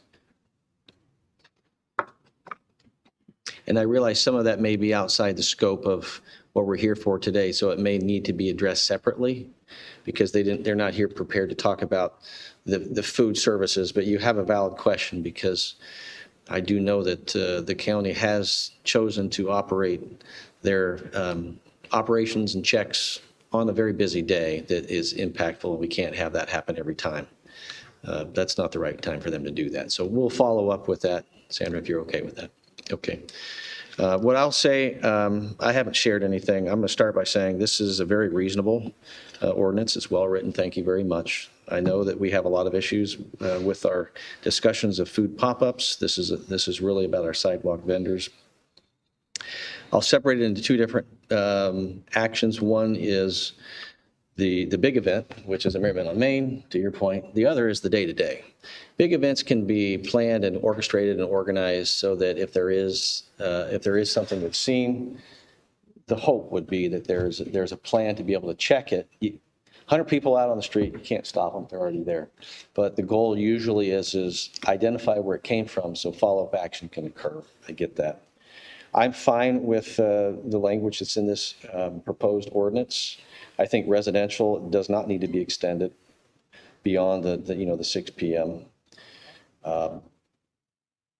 I too agree that we run up against the state, and who we point the fingers at sometimes, it's hard, but what happens is I think people who get elected to the state forget what it means to run a city.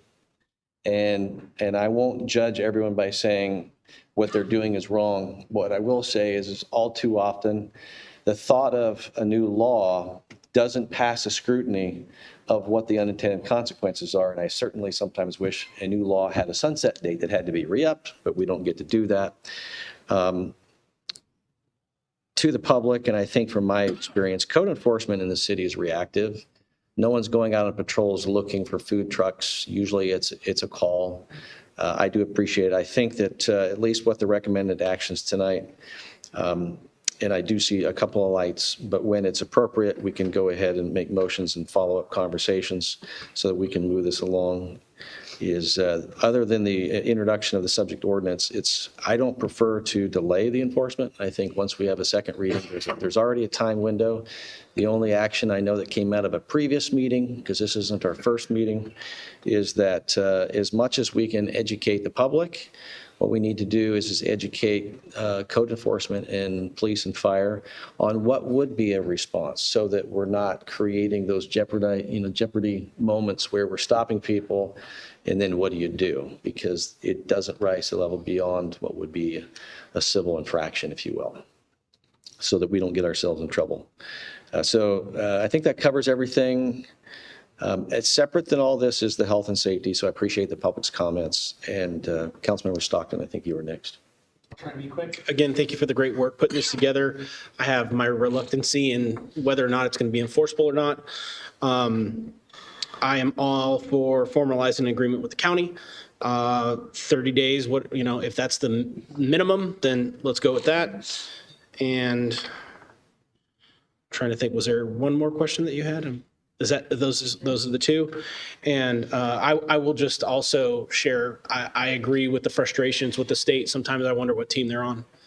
Whether or not they actually want our businesses to succeed or not, or they want to help our cities, actually make decisions in the best interest of the citizens that live here, right? Because every community is different. We're not some cookie cutter, community where everybody wants to live by the same rules. Otherwise, we would just roll the dice and you could move anywhere in California. Vacaville is special. The people here have different expectations about the quality of life they want to live here. So I share the frustrations that were shared. I wish we could enforce this. I wish that we could, if we couldn't identify the individuals using a reasonable method, that we could actually, have some teeth in the enforcement as far as either collecting their stuff temporarily, making them bring an ID to show it back or something like that. So, but those don't sound to be options. Realistic expectations. We're going to do what we can, but know that there's no teeth to this. And I really don't want our police officers, this is obviously not a high priority. Although it is a priority, it's not a high priority. So that's where I'm at. Councilmember Silla, or Vice Mayor Silla. So one follow-up question, children who are selling Girl Scout cookies or snow cones or anything like that, how do they fall into this? Okay. All right. So we don't have to be criminalizing them and blaming the state for them trying to raise some money for themselves. Okay, that's good to know. Thank you for clarifying. I think another way, I think we underestimate the power that we have as consumers and the power that we have as a community. So, for example, we've seen certain businesses close down because the market in itself has changed. And I think rather than always focus on criminalizing folks, maybe there's a different approach to both support our small businesses, particularly helping support other startup businesses that might complement them, and even looking at different ways on how we educate the public on what are safe vendors, what are not safe vendors. Here's folks who are committed to our community. So maybe there's some creative ways that the different chambers, along with small businesses and in conjunction with community members, can look at this from a different way. Say, hey, you know what, you're a part, you're doing this, and so there's a way for us to navigate some of these complexities to where we still allow people to, be entrepreneurial, earn some side money or whatever it is for their particular situation. So I think sometimes as frustrating it is for certain policies are to create, to enforce or create that whatever we're looking for at the local level, it just provides other opportunities for us to look at it from a different approach. So, for me, I'm happy to do whatever I can to educate folks on whatever be a special event. for example, Merriman on Main, what if vendors or nonprofits partner with established businesses so that way those small businesses can focus on doing, enjoying that moment for what they want, and then a nonprofit is able, whoever it might be, the community organization, whomever it is, they're out in their storefront, helping champion and, hey, there's a store, thanks for helping us out, and hey, here's hot cocoa, whatever it is, right? So again, I think there's possibly other creative ways that we can form some partnerships and strengthen it to where we as a community are knowledgeable of that and find different ways to further strengthen our small businesses. If we say we support our businesses, small or large, we got to be willing to invest and constantly go out there and do what we can to support them, right? So I think along those lines, one of the things that hasn't quite come up, but when Don Burrs was here, we had a lot of conversation about true food truck vendors and small startups. I mean, that's the heart of the concept of the De Colores Park and Malaquias Montoya Community Center, of how we can take folks who are legally operating and provide a space that is much more attainable or accessible for them to do it safely, do it legally. And the incentive is that we would have small events there that would be that would situate that to support that investment. So just to put things in context, one of the things that kind of made sense to me is you have Buckhorn and Winters, which is, I would argue serves a higher end price point. I can't eat there every day for lunch or dinner. My wife probably, but I gotta cut it in half somewhere. I'll be getting bread and water at some point. So they have their high-end market that they're tapping into, and then expanded to the grill here in Vacaville. So they have more of a middle, $2 sign type of rating, and then they also have a truck as well. So if we start looking at it from that economic development perspective, it would make sense at some point for restaurants to look at, okay, if there's a market of where consumers have an interest in street vendors or food, food trucks or whatever it is, maybe there's an opportunity there for those brick and mortars to also expand their market by using a more mobile service to be able to recruit people back to the brick and mortar and vice versa, so they can both support those events, and expand it in a more economical way. Because it is challenging. Like I hear time and time again, it is very challenging, in certain times in certain places to find accessible, affordable rent in particular buildings. So I think the other thing, I personally, I'm not comfortable supporting a 6 p.m. cutoff in residential areas. I don't have a problem with that at 9 p.m. Having a 9 p.m. to where it's consistent. I think another thing when we're talking about policies and unintended consequences, the county does have a micro enterprise program to where individual homeowners in residential areas can legally operate a business out of their personal residential property. And in some cases, in some neighborhoods, I realize that's probably more welcomed than other neighborhoods. So to me, that one I'm having a little hard time adjusting. I understand as well that this is something that's more complaint driven. But again, for me, the goal is when people are struggling financially, in our 3x3, we heard in the Vacaville Unified and city, we heard that 60% of our kids are coming from subsidized, they need help. They're on some type of aid program. 60% of our kids in our Vacaville Unified School District program. So for me, I want to reward and welcome and create opportunities for people to prosper. And as much as some people think, hey, $1,000 isn't that much, like $1,000 for folks who are just living like less than check to check can be a huge impact on their ability. So when there is a motion, I don't know where council will sit on that, but I would motion just to see if we can extend that residential area operating from 6 p.m. to 9 p.m. to see where we're at. And the rest of it, I'm good with. Thank you. So what I'll go ahead and also help understand is this.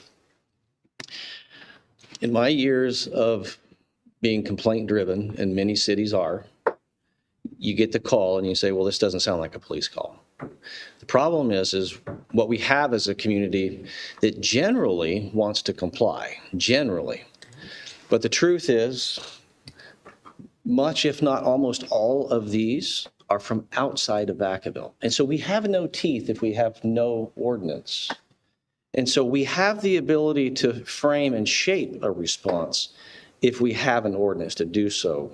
So I agree, Councilmember Stockton, to your point is I don't want to encourage, say, hey, just say nothing because we can't enforce it. What I want to say is I remember days when as a commander, I was saying, this vehicle is driving in from Sacramento every Saturday, and they're sitting up on intersections, and they are doing things that are not following the rules that everyone else has to. That's what we hear from our business owners. What we know from Sacramento is we cannot enforce beyond what a local store can do. And so I appreciate that. And we are necessarily going to be complaint driven. Maybe we need to do some more proactive work as time allows because of our food trucks and food safety. And so with that, I would say provide the direction to pursue a formalized mutual enforcement agreement with the county for food safety regulations, because that can apply beyond this, right? It could be this, it could be everything else, which create the relationship that allows for the collaboration and a better understanding on how to address them. And if they're going to follow the rules and do all these things that's in this ordinance, compliance works, and then they have opportunity.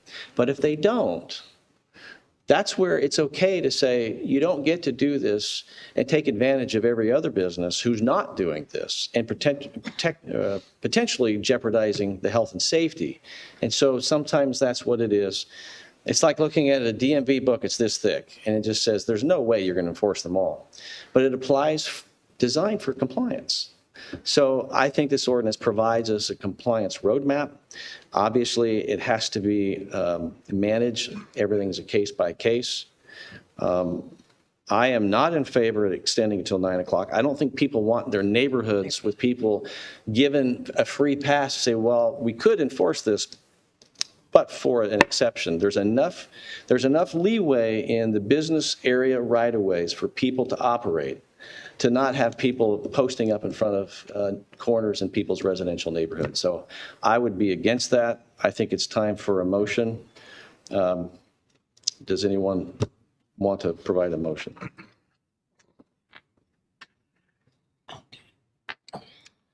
Vice Mayor Silva. A motion to approve the ordinance with, I don't know how we do it separately from motion, but the amendment is that we increase the residential zones per city ordinance, hours limited between 9 a.m. to 6 p.m., changing that to 9 p.m. Question about that? So real quick, is there a second on that motion?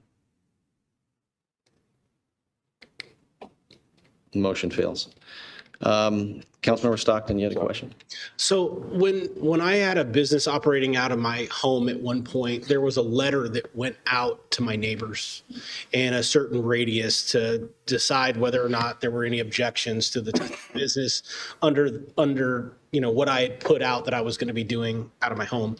Is there an opportunity where if somebody is looking to extend, like, because they're going to say where they're supposed to come and say exactly where they're going to be at, what neighborhood they're going to be at, is there the ability with this ordinance to create an option where those people can pay a fee, whatever it would cost with postage, to be able to mail something like that to the community to say, can we stay out later in a residential community if they wanted to do that?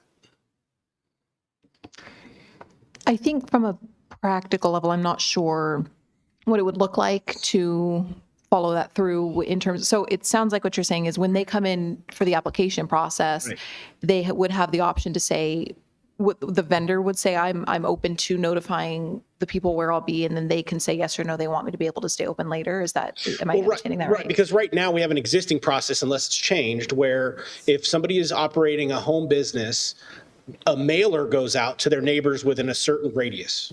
So this is a mobile group, right? So if they say they're going to be on 123 Main Street, I'm not saying they're going to be on Main Street, I'm just using that, for an example.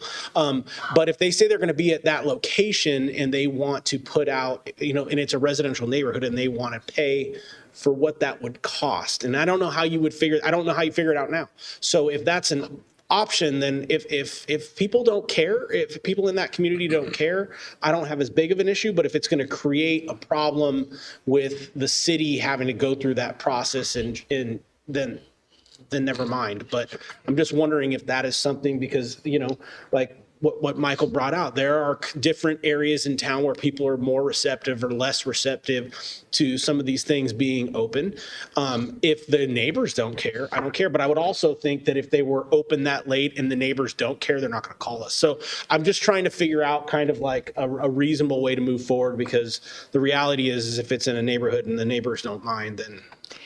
That's what I was going to say. Another way of looking at that is if we don't get any complaints, then we wouldn't go out to the neighborhood. So I think we can try it the way where we sort of set the hours and then we see what kind of complaint or not complaint we're getting. We're not going to go around at 6:01 p.m. to all the neighborhoods and say, go on. So if we're not getting complaints, then maybe, it's a solution without a problem. So we can, but if we are facing issues with that, then maybe we can bring it back to you guys and see if we want to take a different approach. Okay, and then that being said, can we make this complaint driven only? I think that's just a policy direction to your code enforcement staff. Because I would prefer that this not be something where we have like our cops going out there and contacting somebody without a complaint to justify them contacting that person for general liability reasons. Yeah, I think we're all on the same page about that. Okay, perfect. So then I'll make the motion that we go with the ordinance as is. And I agree with the latitude that was brought up regarding working with the county on some sort of uniform standard with the food. Is that good enough? That's the motion. Do I have a second? Second. We have a motion second. There's many lights who still wish to speak. Councilmember Chapman. I was going to give an example of an experience that I had, but I will forego with it. Yeah, we've already been on this for an hour, I think. Yeah, that's what I said. I'll forego. Okay. Councilmember Freemo. Yeah, no, I was going to make the comment for our trades, what time do they have to shut down in the evenings? I know it's 7 o'clock in the morning is the earliest. How late can they go? Like for construction does anybody know? There are, I can't remember off the top of my head, there are regulations. Yeah.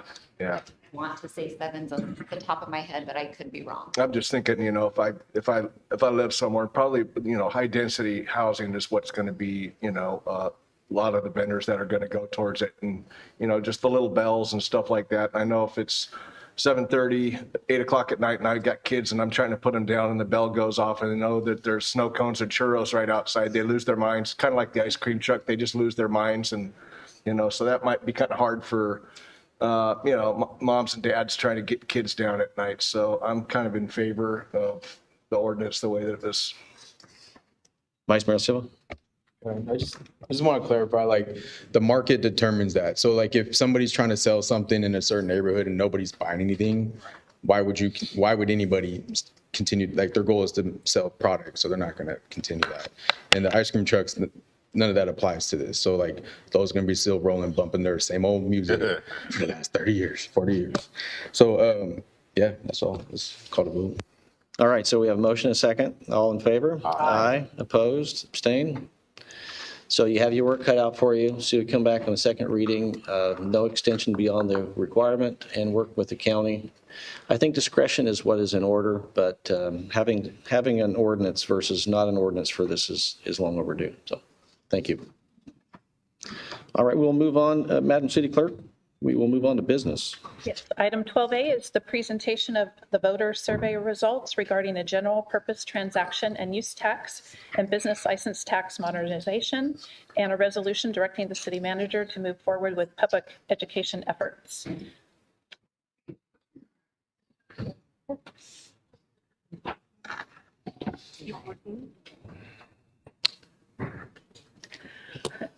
And Assistant City Manager Georgiana Mager-Smith and the consulting team are here to give the presentation.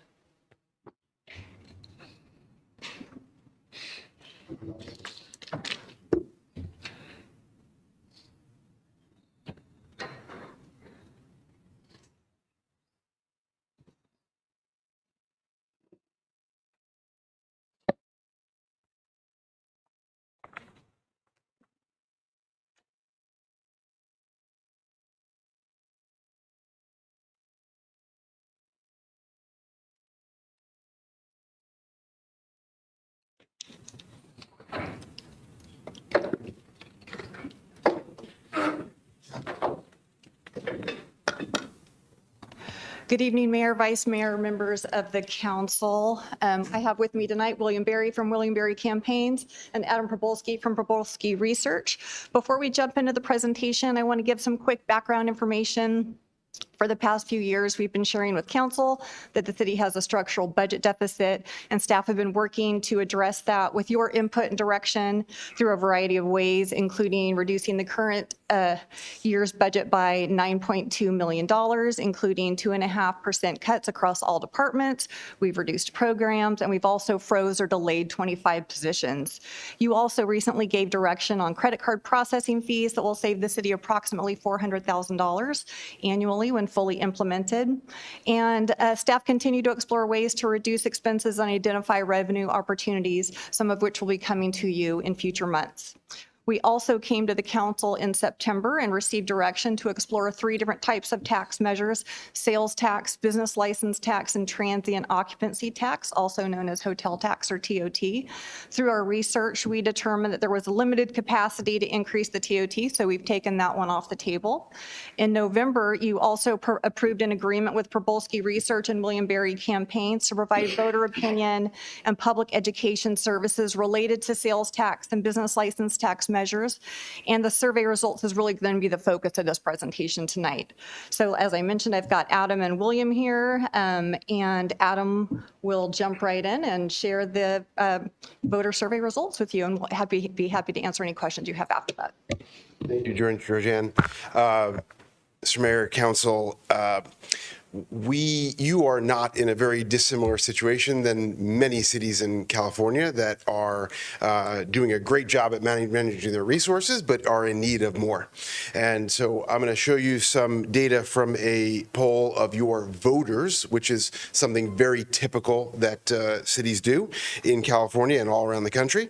And I'll move somewhat quickly, but certainly please stop me for questions throughout. And I will say this, there's a lot of data behind this. This is kind of an executive version. There's a lot of information behind this, so if there's other questions, I can dive in more. Typical survey of 400 completed respondents, statistically valid, representative of your voters across the board, dead on from a demographic standpoint. Some context, statewide, we might do 1,000 and have a very predictive, accurate outcome. So having 400 in a city the size of Vacaville is very robust. And we talk to people in all the ways that they communicate, on the phone, online, we email them, we texted them. It's a very typical, again, way of doing a poll. And 7% of your likely voters chose to talk to us in Spanish. We always explain that doesn't mean they don't speak English, and the other 93% doesn't mean they don't speak another language. It's just about preference. It's what they chose to talk to us with. So getting right into it, we ask a top of mind question just to get things going, and oftentimes the public isn't really thinking about City Hall and public policy. So this is just what comes up in their heads, and that's overpopulation, growth, some other things you see on there, just to get a sense of what they think about if we start to ask them. But really getting into some of the meat of it, we ask them about the overall quality of life, and you are remarkably high. We put a cap there at 98%. One of the ways we look at this is we think fair is okay. We don't put a value judgment on it. So you're in a really strong position. And the delta between the people who say poor and something else is really strong. You are sort of head and shoulders over your neighbors. We do this for a lot of cities and several in the county. And you are in a very strong position from people feeling like they have a high quality of life. Next, delivering services, really high number there. Maybe it doesn't feel that way, and let me kind of explain. This is not an academic exercise. We're Americans. We don't agree on anything. So 50% plus one, amazing. 76%, hallelujah. You have a really strong number here with the people believing you're providing great services. Firefighters getting really high marks at 87%, not surprising. Cops getting 74%. Don't want to diminish them in any way, but keep in mind, cops give tickets and other things that some people don't like. So they have really high numbers here, and also very small numbers of people who are unsatisfied. It's also okay for people to think they're, say, unsure about any of these answers. I did my job. It means they're just not thinking about it. It's not what the part of their context. I don't think about the cops. I don't know. It's okay for them to say they don't know. Public Works, high marks, more than 2/3, 68%. Parks and Rec, 82%, really strong numbers there. Again, that delta between the unsatisfied is really significant in all of these. All right, efforts to prepare for emergencies. They don't know. A third just doesn't have the context for it. So this is one of those opportunities, if it's a priority for you all to talk more about it, you really get to change those numbers probably over time because you're doing a remarkable job on those sort of things. Managing taxpayer money responsibly. You are in the positive, but you have more people saying they disagree that you're doing that. And here's what I'll say about this one and the next question.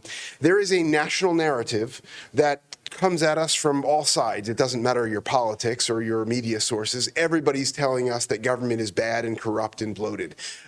We know that locally, that's not the case. I think we need to do a better job in general in local government telling the story of what we're doing and how we do it. So this is just one of those realities that we are being affected by that national narrative. The same thing goes for this question about being transparency. Of course you're transparent. Everything you do is in public. Every budget, every salary, everything's online. And I'm not suggesting the public isn't smart, right? They're very smart. They're just not looking for it. So this is another opportunity to really promote the transparency and how effective you are at being open about your business. So if it's a priority, you can do that and change that narrative. All right. Next up, we ask a question, and it proves the smarts of your voters because they get economics. If you spend money today on infrastructure, on things, you get to save money because costs are going up. They absolutely get that message, so it's something you're going to want to talk about. If you could invest in something today, they appreciate that because they know you're going to save them money in the future. The fact that you are facing budget deficits, they don't know. It's kind of mixed there, right? Most people, the plurality, say they don't know, but some people agree and disagree. So this, again, is one of those things where education features very prominently. The need to talk to your residents, to talk to your voters about where you are financially, that you've done a great job managing taxpayer money, but you're just like every other public agency local public agency in California, where costs are rising, and there's a need for additional resources. Here we ask the voters, we give them a list, and we say what's important to you personally.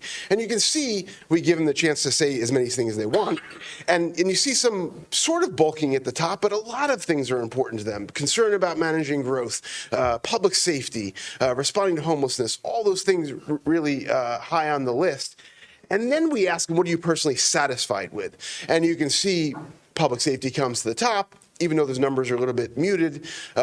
Managing parks and recreation, they're happy with streets and crosswalks, relatively. But the next slide really kind of illustrates some of those deltas, the concerns. So at the top of the list there, managing growth, right? There's the delta between what I care about and what I'm satisfied with, pretty significant difference. Responding to homelessness, pretty significant difference. Finances, some other things, traffic. So you can see where you may want to address attention on talking about how great you're doing on some of these things. That's a messaging opportunity.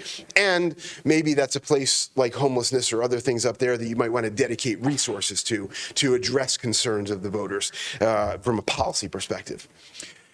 Here we have the question, the ballot question. This is an approximation of what would be on the ballot as you're sitting at your kitchen table filling out the ballot. These are the words you might see. And you can see that plurality, almost approaching 47%, say they're going to vote yes on a measure that would raise the sales tax by 1 cent, raising $28 million. These are all the features that would be on the ballot. So you have plurality support. support, with a good 13% that are unsure that would we typically would apportion them through, which would give you a small majority of support.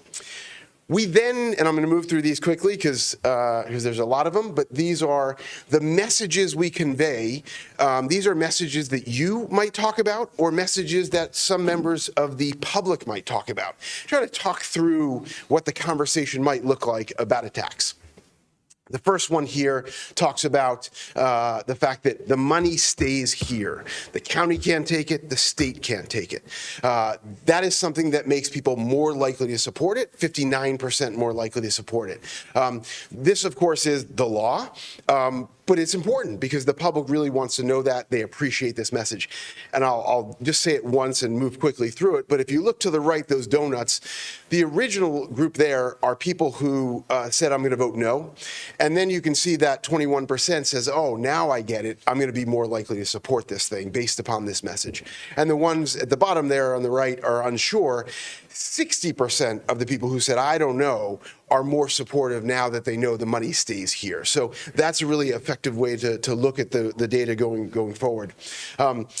Less exciting, but still plurality, more support, saying the idea that visitors pay, right? Those people pay and I get the benefit of it. It's a positive message, a net positive message, just not as big as the one we just tested. So one of the things you'll talk about if this is a policy decision to go forward.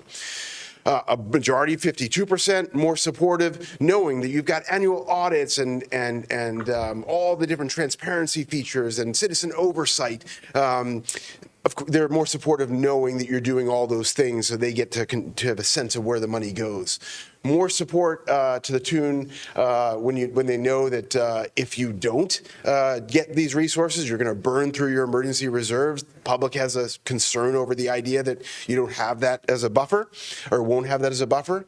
And then the idea that you've already done these austerity measures, cut millions of dollars and frozen staff and things like that. Less exciting for them because they just say it's less exciting for them. Not something you don't want to talk about, but other messages much more relevant. The idea that you're not charging this on groceries and prescriptions and services, again, law, but something you want to promote and talk about because it's relatively important to the public. You're going to have to potentially reduce or eliminate community programs is something that 2-to-1 is more likely to get people to support it. The fact that you might have to reduce funds for public safety because it's largely your top expense. So it's just natural. You can't cut too many other places. It's pretty much going to go there at some point. And then the idea that you'll probably have less resources for local nonprofits. All these things are things that make people more supportive. It's our responsibility to tell you what's going to happen if someone comes up at this podium or with a megaphone somewhere else and says something negative, something opposing this measure, something like this. So one of those messages might be, this is just the wrong time, right? There's inflation and there's concern over costs, and this just might not be the right time, a message you might hear. So 48% are more likely to vote no hearing that message, but you'll see none of the messages that we check against the measure rise to the level of the highest numbers of people who would be more supportive based on some of the messages. Another message that you might hear negative is that this tax is regressive, right? If, for me, $400 or $500 a year, not so important. Lower income people, much more significant to them, and it's a factor in the cost of a sales tax. Something we want to get an understanding of. Not dramatically different, right? A few more people than not say they're more likely to vote no, but not a big number. Here you have those lined up. So you can see at the top all the positive ones, kind of an abundance of riches of things you talk about the benefits of what you could accomplish with the resources, or the messages in general. And then the bottom, those negative messages we tested, not rising to the level of the ones that are at the top of the list for the positives. We retest now. It's our job to find and say, okay, in this campaign in a vacuum, what happens? We get to 49% support. You need 50% plus one. William Barry will kind of explain the scenario here and and what this means. You have some unsure that really, if you apportion them, you're there. If you kind of give them equal weight to the yes and no, you get the support you need. So it gives you a picture of if you're able to tell the story, you get to have a greater amount of support. The last thing I'll talk about data-wise is we just talked about things that the public doesn't normally necessarily talk about in the way that they talk about it. So we want to present this in a way that the public might talk about it. You're pulling your trash cans to the front of the curb, and you've got Gomez talking to Duran, and Gomez says, like, I want, to invest in our community in the future. I'm okay paying a little more in taxes. And you've got Duran who says, I already pay enough, live within your means. And you can see the numbers are a little bit flipped there, where Duran in that kind of very neighbor-to-neighbor question gets a little bit more support than Gomez. And what that tells us is there's some softness to that higher support of 49%, and all the more reason why outreach and education is really critical in a moment like this. If you're going forward, you really want to be able to tell the story about how great you're doing at managing finances and really what you can accomplish if you have the resources to do it. And I'll talk to you quickly about business license tax. It was one of the things that staff talked about pursuing, that you all wanted to pursue, and it turns out essentially, I'm going to go through these slides quickly, but that you don't have the support to get there from here. It's kind of interesting. At the end, I'll show you one slide where it kind of the numbers transpose a bit, but this would probably likely be a 2 or 4 year process of explaining what you can accomplish, of why you want to update your business license tax, and maybe you get there in a couple of years where you might want to revisit this. The missed messages really aren't that powerful for or against. There is a majority message saying, we don't want to overburden business, and so that is something that is a challenge if somebody says that message. And then you can see the negative message outweighs the positive ones in this sense. So really not a likely scenario for success in 2026. And you can kind of see opposition even went up. So not telling you how to do your job, but just probably not a viable option for 2026. And here's what's interesting. We test that neighbor to neighbor scenario, and you actually get more support for the tax in that neighbor to neighbor scenario, meaning you do have the opportunity to talk more about this and over time perhaps earn the support of the voters on something like this. Finally, this is who your voters, your likely voters are. This is not your residents. This is not your voters. This is your likely voters, right? This is a less diverse look at your population because this is who actually shows up. So I don't want anybody to think that this is not we're not leaving anybody behind. And also, you can kind of see in council districts, there's really wild kind of swings there as to percentages of turnout in some of those council districts. But this is what your likely voter turnout looks like. With that, obviously questions, turn it back to staff, and definitely want William Berry to be able to weigh in on his thought, because you're looking to him for advice on this. Sure, Adam, can you advance one more slide? I can. Mayor. So the recommendation, before we get to questions, is just that to receive the presentation on the voter survey results, provide direction, and adopt a resolution. Staff is recommending to proceed with public education efforts regarding the city's fiscal condition, service levels, and revenue needs consistent with California law, and then also to decline moving forward at this time with the business license tax. And with that, we're open to questions. Vice Mayor Simmons. Yeah, thank you for the rundown. And I want to hear your response to this question. Any way to assess favorability to specific projects? I think slide 32 had some maybe data, but what are your thoughts on that? Yeah. What are the challenges with funding specific projects? I'll skip the flashing of the screen unless you want me to go back to it. But what's great about the data is we do identify where the voters' priorities are and what their concerns are. Things like homelessness, things like roads and streets, and so you really get to obviously you make the final decisions, and this will be a general tax, so you get to spend the money how you want. But you can really talk about the priorities you have and where you want those resources to go, and we do have a pretty clear sense from the data where the voters are looking to have those resources allocated. Law enforcement, all those things. So you kind of have the homework list that you might want to check off and pursue as you go forward. So my question is, if, for example, if the council, based on feedback that we're getting from the community, is that we want a robust indoor recreational facility, 60 to 80 million bucks. Is there any way to extrapolate this data to determine the favorability for something to that effect? That specific project, no, based on the data we've collected here, but we can definitely look back to what people are caring about. Like specifically, you have really high marks for your parks and recreation. People think you're doing a good job. That might bolster your opportunity to support something like that. But on a project like that, no, we don't have the specific data to speak to that. And for the record, public works should be much higher. Shout out to public works. And a follow-up to that, I'm going to turn it over to our city manager, Savita Chaudhry. If you want to So I just want our consultant to clarify, if we start listing specific projects, then it becomes not a general tax, but a special tax. And then the threshold goes from 50 plus 1 to 66.67% for passing. So as you start listing out specific projects, that's one of the concerns. That's right. And so we will be, you will want to be, I guess, more nebulous with what the projects will be. You can talk about your goals, your hopes, your dreams, but when you get to the specificity, that's when it takes 2/3, and the council, I'm sure, would say the same.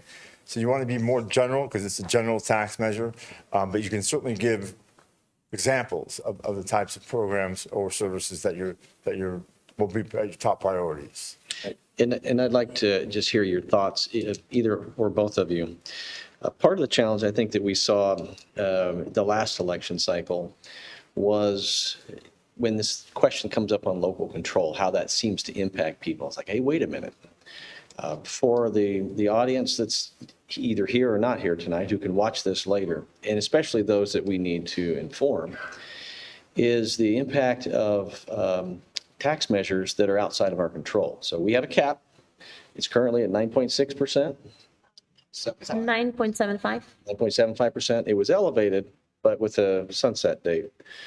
But what we had within the last cycle was the state, or the Bay Area, was potentially imposing a tax, which we could sit here as a community and say, we're in a deficit spending, and yet they could impose that on us. The county could elect a tax for fire services, and we can say, well, we don't want anything, and they can impose that on us. Right. And then we sit here with our limited control. Can you speak to that, especially when it comes to how the transparency slides affected that? Because in as much as we can be nebulous on a project, we have to be transparent on how we seem to spend money so that people have trust. That seems to be the issue. Well, you have. I think the biggest issue right now is that the city has is those that don't know the financial situation of the city. You have the facts, and you have the sentiment on your side. The job that the city does in delivering its services, the essential services, programs, survey shows through the roof support and satisfaction with the services that you're providing. So that's I think the biggest obstacle is informing the 60,000 voters or the 35,000 voters that may vote in November, is making sure they know what you know about the city's finances, about the county, coming in and taking up part of that 1%, educating them about something that they're not normally following on a day-to-day basis, I think is your biggest challenge. If I may, Mr. Mayor, I think you bring up an important point. There is every likelihood that your voters, your residents, are going to be paying a higher sales tax in some short order. And that sales tax can either be paid to someone else, to the county or some other agency, or it can be paid and spent right here at home. So if this passes, you get to capture those resources, and they get to benefit from those resources, and you get to direct those resources specifically for Vacaville.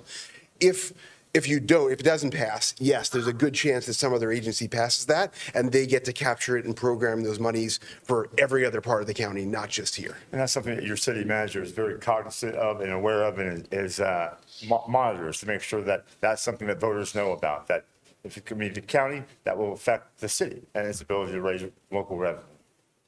Yeah, thank you. And I think just to be clear for the public, the action tonight isn't, because I've received questions and I'm sure others have. No, this council does not pass a sales tax and impose it on the public.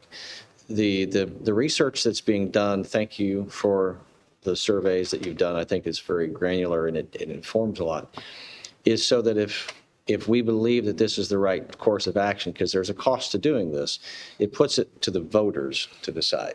That's right. And the voters get to decide what is valuable and what is important. And this is just one step along the way. Correct. Absolutely. Councilmember Stockton. Yes, thank you, Mr. Mayor, for bringing that up. That's exactly what I wanted to talk about as well. And this ultimately is going to be left up to the voters if this is put on the ballot. But just to clarify, we're one of 9 Bay Area counties. There's an association of Bay Area governments that is an entity that we belong to in Solano County, correct? And we don't have the option to remove ourselves from the Association of Bay Area Governments. And so while right now the cap is 10, say 10, my understanding is that if we didn't pass our sales tax, but the Association of Bay Area Governments put something on all of our ballots in the 9 Bay Area counties, right? And every voter in Solano County votes no. But 50% plus one or whatever measure is needed for, depending upon what they want to use the money for, 66.67, depending upon what they want to use it on. If all of the other counties or a majority or that percentage vote for that, Solano County residents would still have to pay that up to that cap that currently exists, which I think is now 10%. Is that correct? I think it's just under 10. 9.75. Thank you. So they'll have to pay up to that 9.75. But if for some, like if this sales tax, if the voters decide they want that they want to approve that sales tax and we become closer to that cap, the money would be spent here, and the difference between that cap and what they approve or don't approve, depending upon how much the A-bag would put their measure for, would go to them out of our control. Am I understanding that correctly? Yes. Yeah. Okay. So to add one question to that, to be clear, who has the preference, local? Boy, we were talking about that earlier today. I don't know. Whoever passes it first, certainly. Whoever passes it first gets their share of the pie. So one more question. What's to stop the state from raising the cap? Nothing. In fact, I think they've raised it in Solano County recently. I think It was raised for Benicia based on the AB 3259 bill because they were really going almost close to bankruptcy. And at that time, they had requested, and Assembly Member Wilson helped pass that bill. But So the it is voters, temporary until January 1st, 2029, and then it'll slide back to 9.275. but that's not a voter decision. That is a state decision. Correct. Okay. They raised the ceiling. The voters still had to approve the tax. Correct. But they could raise the ceiling. So even if Vacaville voters decide to support this, there's still the potential that throughout the state, if there's another budget deficit at the state level, that they could raise that cap and still implement some of these taxes.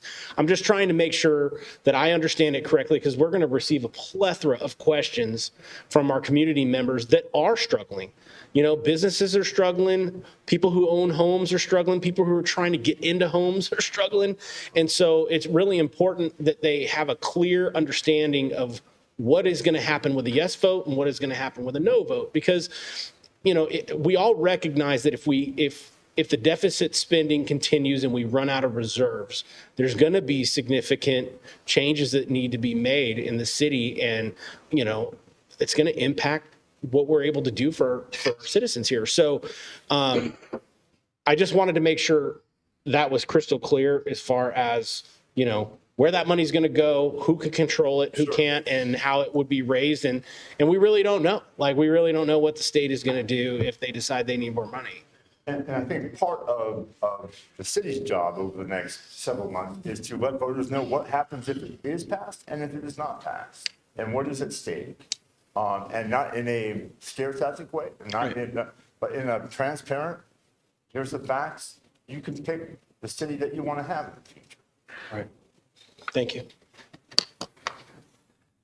All right, so is this the end of the presentation, or are we moving into the next phase of the presentation? I'm just checking. That's the presentation for tonight, Okay. Mayor. Thank you. What I'd like to do is just open it up to the public now for any comment.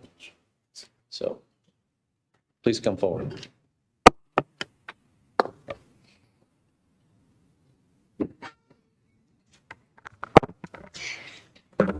My name is Cass Paget. I've been a Vacaville resident for almost 30 years. And I was looking at your slides. Actually, I perused them pretty heavily. And I was looking at why so many people disagree with how the city manages taxpayer money. And I looked at all kinds of things, you know, on our city website. There's a lot of information there, by the way. I have to say, I was really surprised. But what I found was, like, just an instance is that in 2022, the city purchased a Lenco Bearcat. It's a military piece of equipment, and I mean, we're in a pastoral area here, right? Really pretty, everything. Why do we need a piece of equipment that is almost $400,000? Number one. We have 22 drones in the city. 21 drones cost us $33,800. One drone costs us $307,000 annually. Annually. We have all these flock cameras, right? And we don't own them. We lease them, right? And all the software in there too. That's over $1 million a year. And I know we first had, you know, some grants or whatever, but now it's $1 million a year, and we have to come up with all that. So I think there are maybe reasons why people think, while taxpayers think the money may not be spent that responsibly. So I could see that. The other thing too is, for example,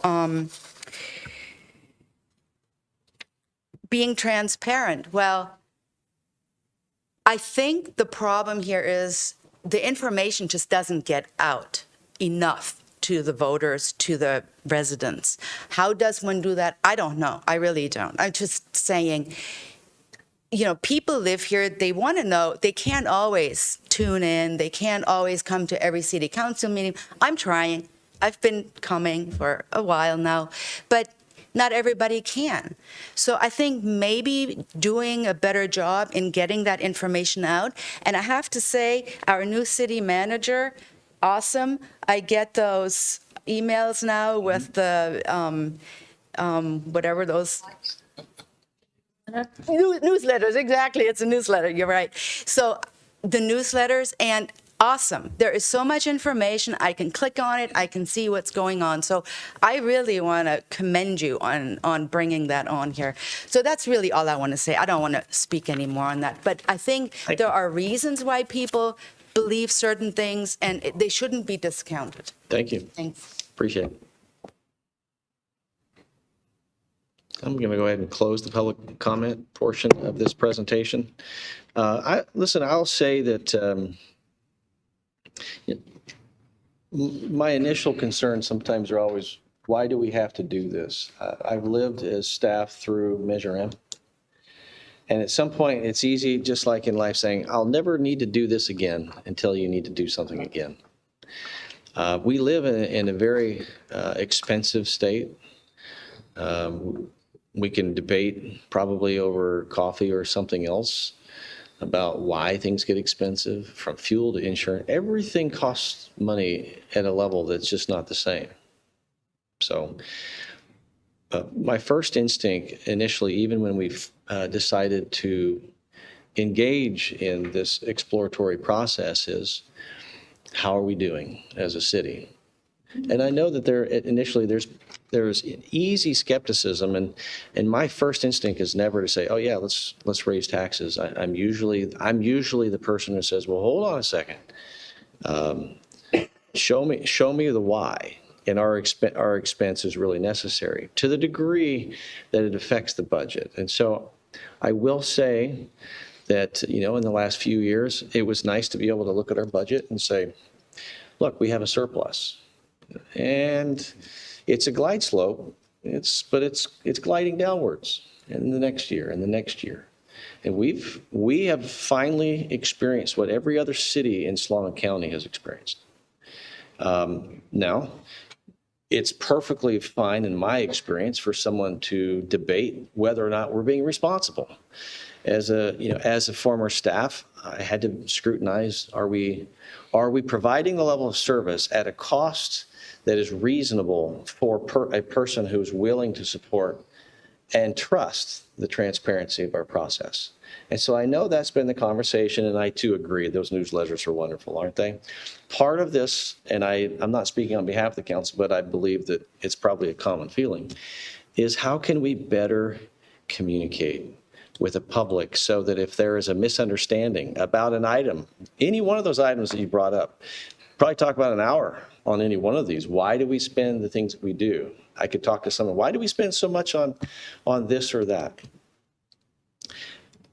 Real good questions. The reality is we're in a deficit, and I said this before. If the city tightened its belt and has basically restricted $10 million to try and slow down the rate of descent into having no money in reserve, this exercise for me isn't dictating to the public what the public should do. It's the opportunity to make sure that we've done everything we can responsibly, at least from my perspective, that there is a choice at some point, a choice of a member of the community who has the ability to speak up and vote to say, I believe in this as long as there's parameters, as long as there's constraints, as long as there's oversight, as long as there's an understanding of how this can be spent and the why, and then let the individual decide.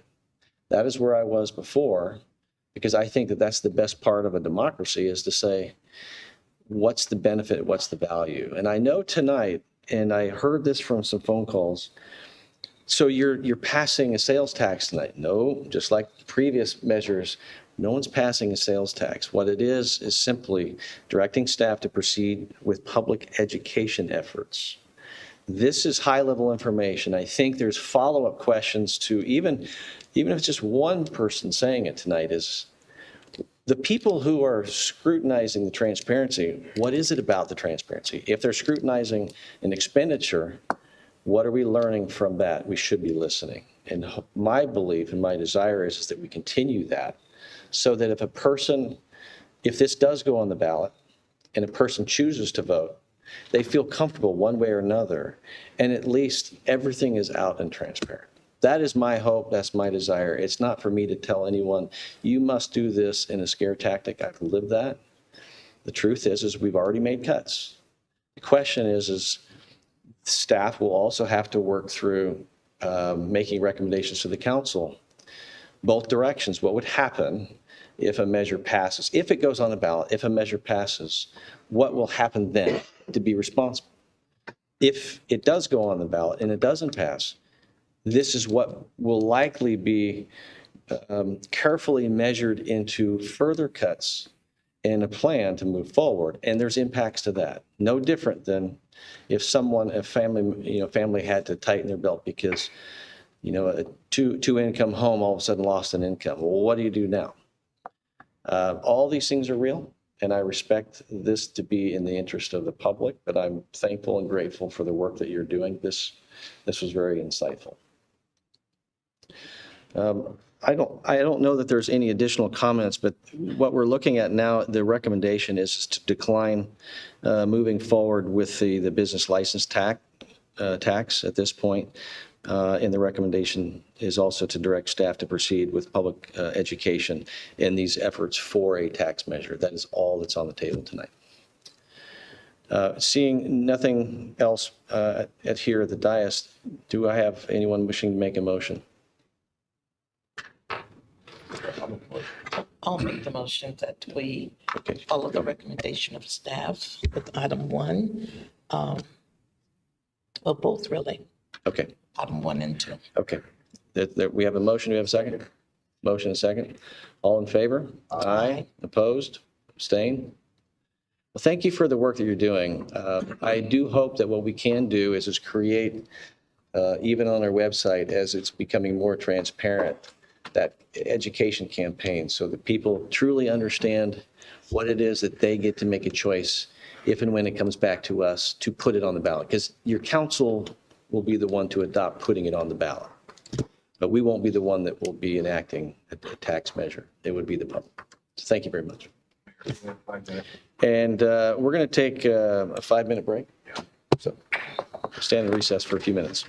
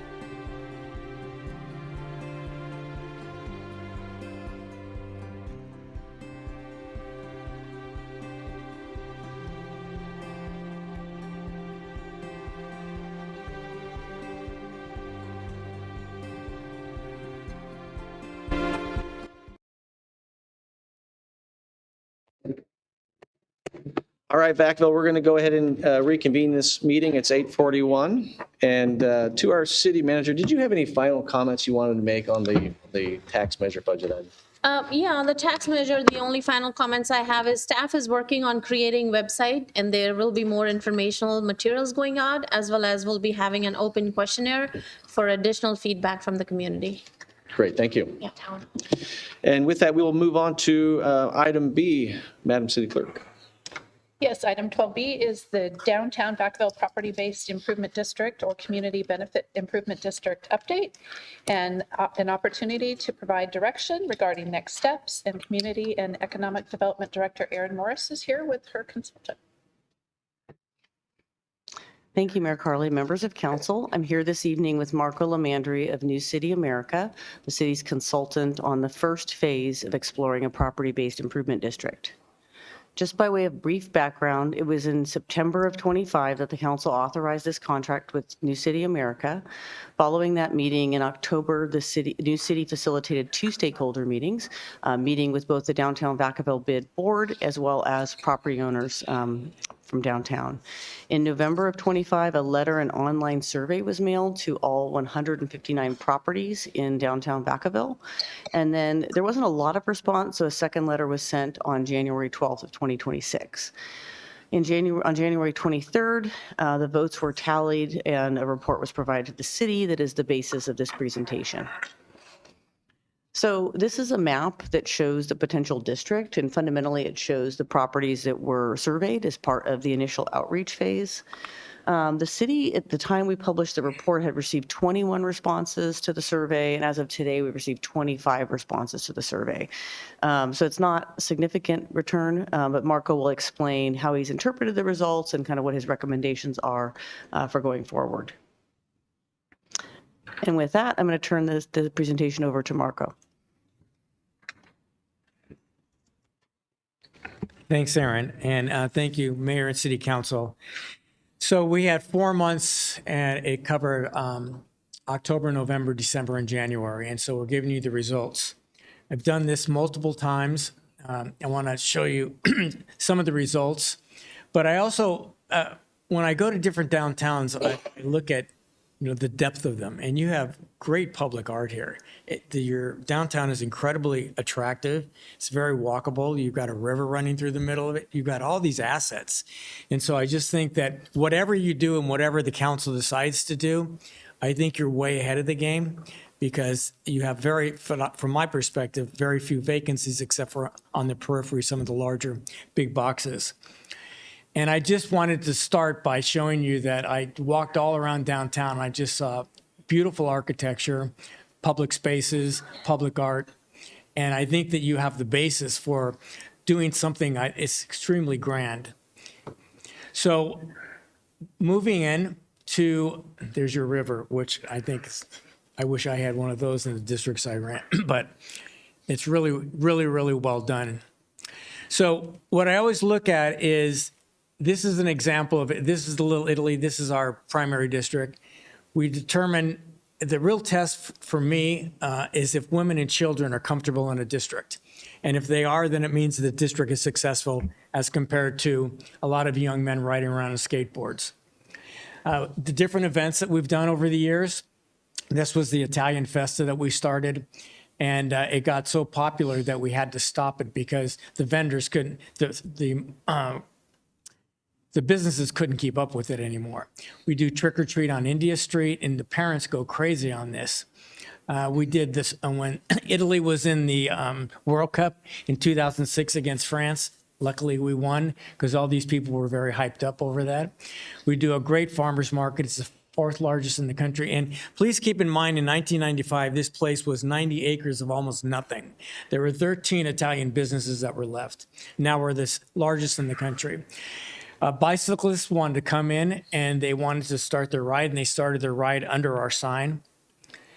We work with the Marines, Camp Pendleton, and the Marine Corps Recruiting Depot is right in San Diego County. Marine Corps Recruiting Depot is about a mile from it, and one of our first piazzas that we developed was for John Basilone, the most decorated Italian American in U.S. history. Marines come and play every year to all the different to the people in all the different divisions of the Defense Department. This is our major piazza in decorating for Christmas. Businesses get involved and they like to decorate for Christmas too. This is what we call the shimmer tree that has great light during the daytime, and then at night it changes colors all the time. It's been a great hit. We did a Christmas tree lighting. I saw yours in the views. You had a lot of people. We had estimated about 35,000 people at our Christmas tree lighting. And we've done a number of public spaces all throughout. We also have a lot of dogs. When I started, we had about 20 dogs. We have over 2,000 dogs that now live in. This is what will happen when you have a lot more residents living in and around downtown. And this is some before and after. This was just a street in 2014, and it turned into this piazza working with the developer that bought both sides of the street. And the future, and I mentioned this last time, the future of every downtown in this country is residential and mixed use. People are not going to build office buildings for the foreseeable future. Another piazza dedicated to the fishing families. Little Italy in San Diego was the largest tuna fishing fleet and largest producer of tuna in the world up until early 1970s. We dedicated this piazza to Amedeo Giannini, who started the Bank of Italy, which became the Bank of America, all based in San Francisco. And he was such a great entrepreneur. We took quotes from him and put in on this small piazza so people can sit down instead of having to buy something. Because usually if you're going to sit down, you have to buy a drink or buy food. We built this big red chair so people would not stand in the middle of the street in order to stand under the Little Italy sign and take pictures. This was a piazza that our latest one. It was just, we worked with a major developer. They built this platform for us, and we dedicated it to a woman named Midge Costanza, who was from Little Italy in San Diego, and it's one of our better piazzas. We do banners. We have 6 cycles of banners: Italian-American baseball players, Italian-American football players, Academy Award winners, Golden Globe winners, and then famous political leaders of Italian-American heritage. We do a lot with landscaping. We have a crew of 24 people. 6 of them are landscapers, and 18 are maintenance employees that sweep the sidewalks on a daily basis. When COVID happened, we were one of the first places in San Diego to begin the outdoor dining, which really saved a lot of our businesses. And now we get into merchandise. We have, through our farmers market, we sell these, and they sell very briskly. Wine glasses, hats, little neon signs, as well as attire. And then we come up with some preliminary budgets that we were asked by the city manager's office to do that. District identity and placemaking under this scenario would be, it's more the offensive social media, PR, events, activation of your town square, public art and displays.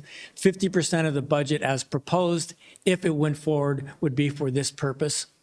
Next would be what we call public sidewalks, public spaces and sidewalks.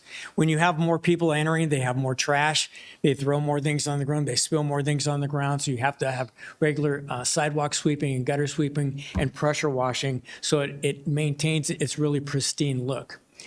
Administration, it would be 22%. That includes staff, office, insurance, financial reporting, reports to the city, et cetera. And then we always put 3% in for delinquencies for people that don't pay their property taxes on time. So we came up with 3 options, and these were the costs that were related to that. Option A, and you have to use a combination. It's not based upon assessed valuation because we have Prop 13, and there's also tax exempt entities that are not exempt under the state constitution under Proposition 218, and they pay like any other property owner. Sometimes there's given discounts if they're churches or others that you're not trying to market and promote a religion. Option A has, and I just scaled this up so we could get what the city manager had advised in terms of a base budget. You need to generate enough money to make an impact. If you don't, it's really a waste of everybody's time. So the option A, building square footage, would be 14 cents a square foot lot size. This is per year, 9 cents a square foot linear frontage, $4. And you can see how it scales up for options B and C. We have not determined anything. These are just some examples of what could be done if the city council and mostly the property owners decide that they want to do this. I listened to the discussion about, you were talking about Prop 218 and special taxes and general taxes. The city can vote to put that on the ballot, and then the voters have to vote on it. Under the Property Business Improvement District, you need to get 50% of the property owners by dollar amount to sign a petition just to get to a ballot. It's one of the highest thresholds in the state. So it's not as if you can impose it, you can't. The property owners have to say that they want to do this, and then they have to vote on it. The city is included in that, and other public entities are included in that too. Looking at, again, we look at what the percentage would be. So in option A, there would be $200,000 for district identity and placemaking. Option B, 228, and then option C is 267. Again, this is events, marketing, promotion, public arts, social media, PR, et cetera. Civil sidewalks, safety and cleanliness, you can see how it's scaled up under the different options. Admin, same thing, and then contingency reserves. And the three base budgets would be option A, 403,000, option B, 457, and option C, 534. Normally, the property owners would make this determination. I would present these options to them, and they'd say, "We don't like this, come back with something else."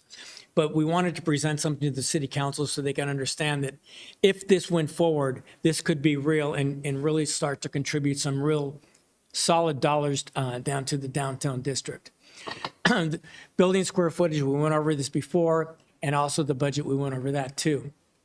The status of the PBID survey is that we make a determination if we do a survey and we look, and this could be public as well as private properties, if we have 30% base average for linear frontage, lot size, and building square footage, then it would tell me, and based upon my experience, that there's at least a base of support to go forward and look at different options. We've already come up with the options. The options can change, but we wanted to present this to the city council.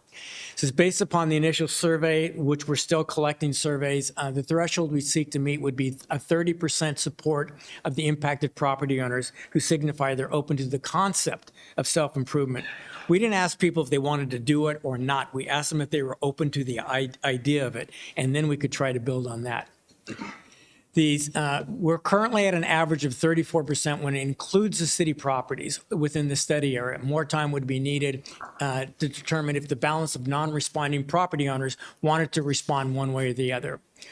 And to complete the timeline, the district in time for the county tax assessor, if this was going to go forward, all this would have to be done in terms of getting property owners together, writing a plan, creating a petition drive, and then a balloting. And all that would have to happen by July 2026, which is not a lot of time. And then this is the recommendation that I'll leave to Aaron. Thank you, Marco. As discussed in the staff report, there was limited response to the survey. Staff did some direct follow-up to known property owners, received some additional responses, and really, as discussed in the staff report, the response was, in many cases, I'm open to this, but I'm not open to voting yes on this. I feel like I need more information to know whether I really am open to this concept. So that was it was a theme. And then you received some correspondence today from one of our key downtown property owners that essentially reflects that sentiment. So at this point in time, we did collect a few more survey responses since the staff report was published. And so there's now nine folks who've expressed support and 16 opposed. And I don't have the math on exactly how that plays out, but basically 5 more responses have been received over the last week.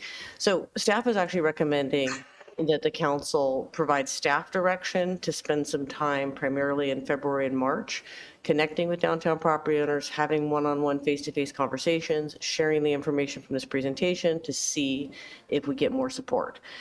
If we do get more support, then staff would bring a contract and an action plan to move forward with the next steps in PBID formation. And if we don't get support, staff would brief the council on the outcomes of the work. So that is currently staff's recommendation as discussed in more clinical detail on the slide. I'm happy to answer any questions. Marco can answer questions, and I know we've got some folks here who want to provide their perspectives. Yeah, thank you. I'm sure many of us on the council have received some concerns, some questions, and what is important to recognize is that the only action coming from the council tonight would just be to give you direction to actually do direct engagement with property owners to better understand this. Because I can imagine many times we hear from the public only if there's a concern and it comes to the council. And until then, we can survey in a development area. And the question usually comes from a council member, how many respondents did we get on a particular issue at 1,000 feet? 6? It's easy to be disengaged because we're so busy.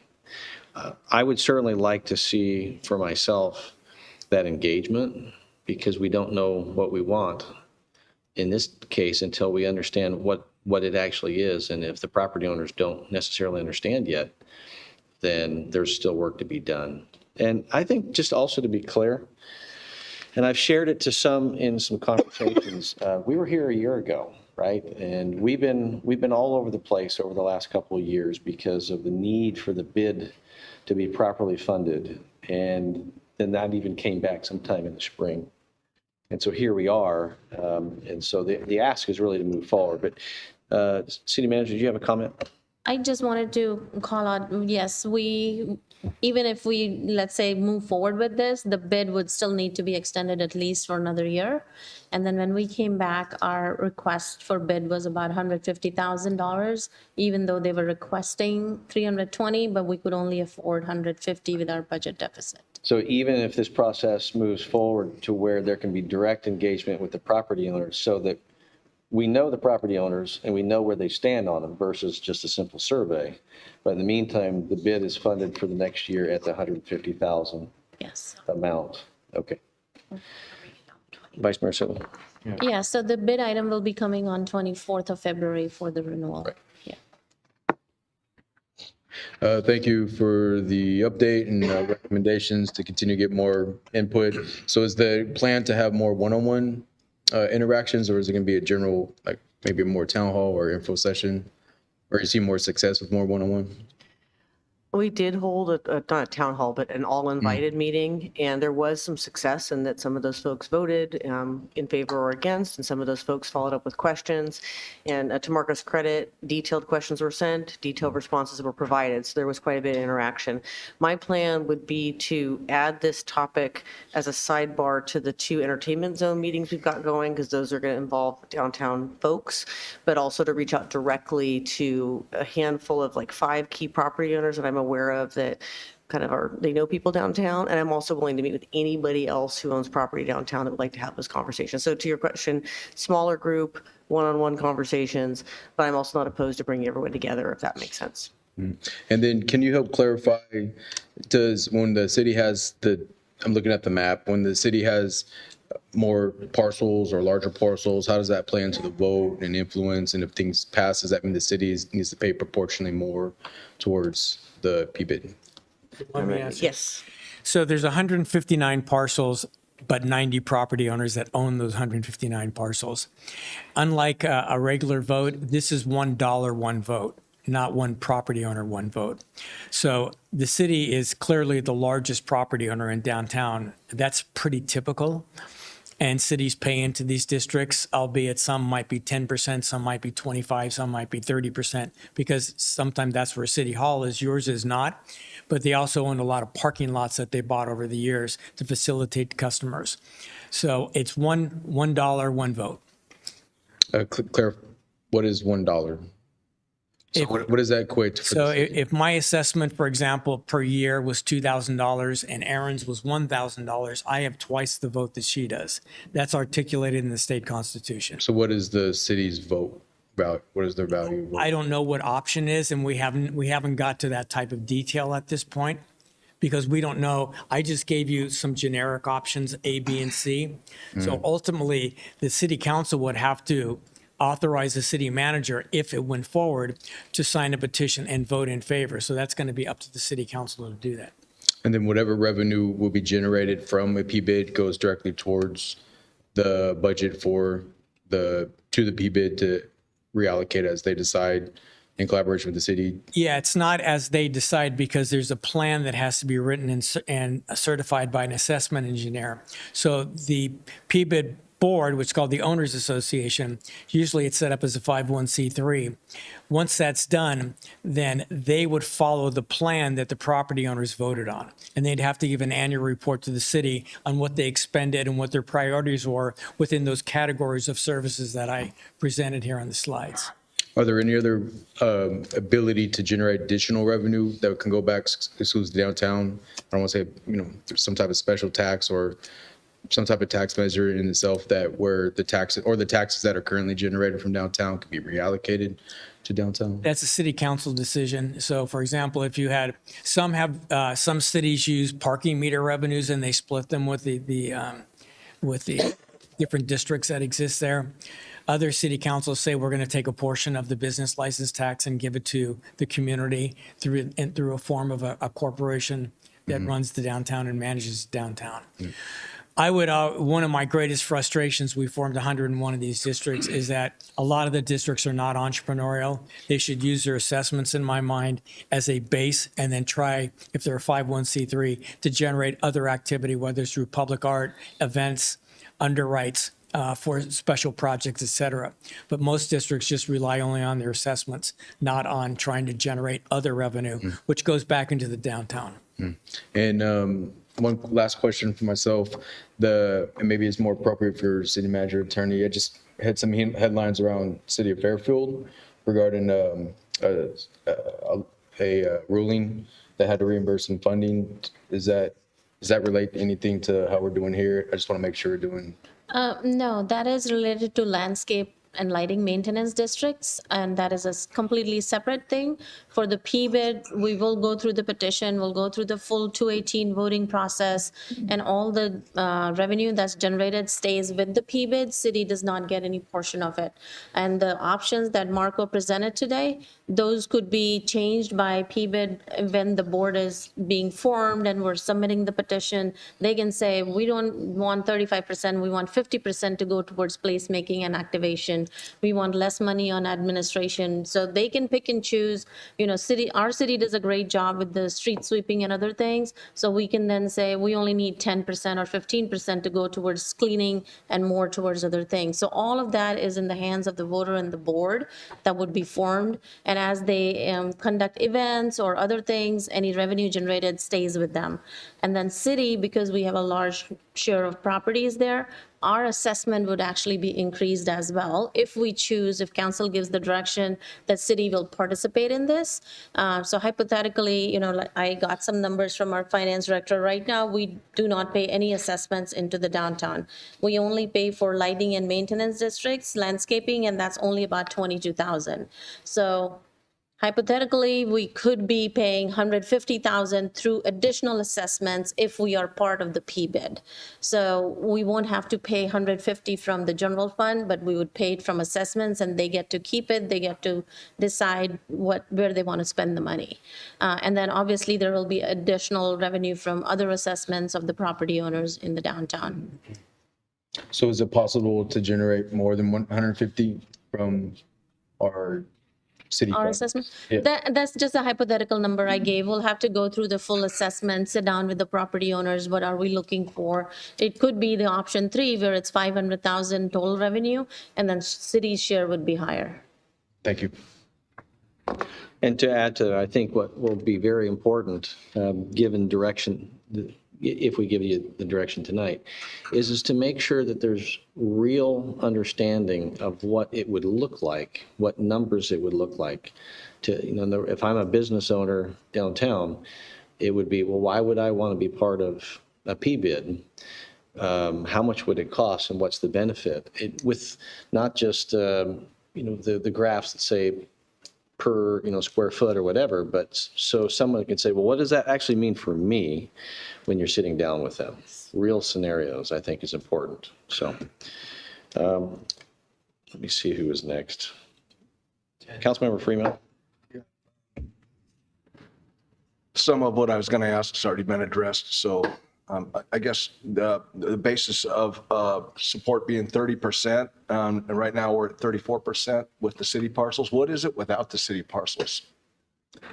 Off the top of I could get you that answer tomorrow. Just a rough. I think it's probably somewhere in the neighborhood of probably 12, maybe 13, 14%, something like that. Okay, thank you.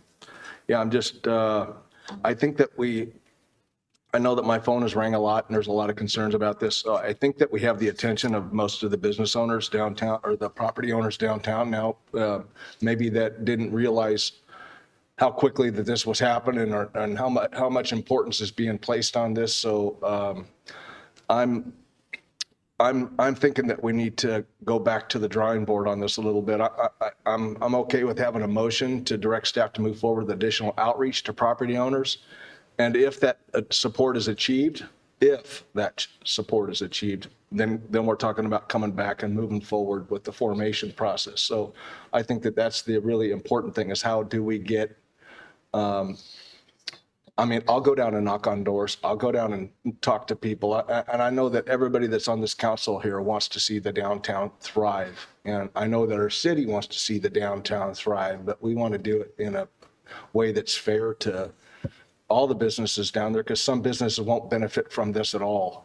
It'll just be another burden on those. And I kind of have a little bit of a problem with that for the businesses that don't. But I also realize that they're also in a special area, being that we're in a special place, downtown Vacaville. It's special. So that's my 2 cents. I think we need to really, and I think that the business owners are ready to get involved in a lot higher level based on some of the conversations I've had with them in the last week.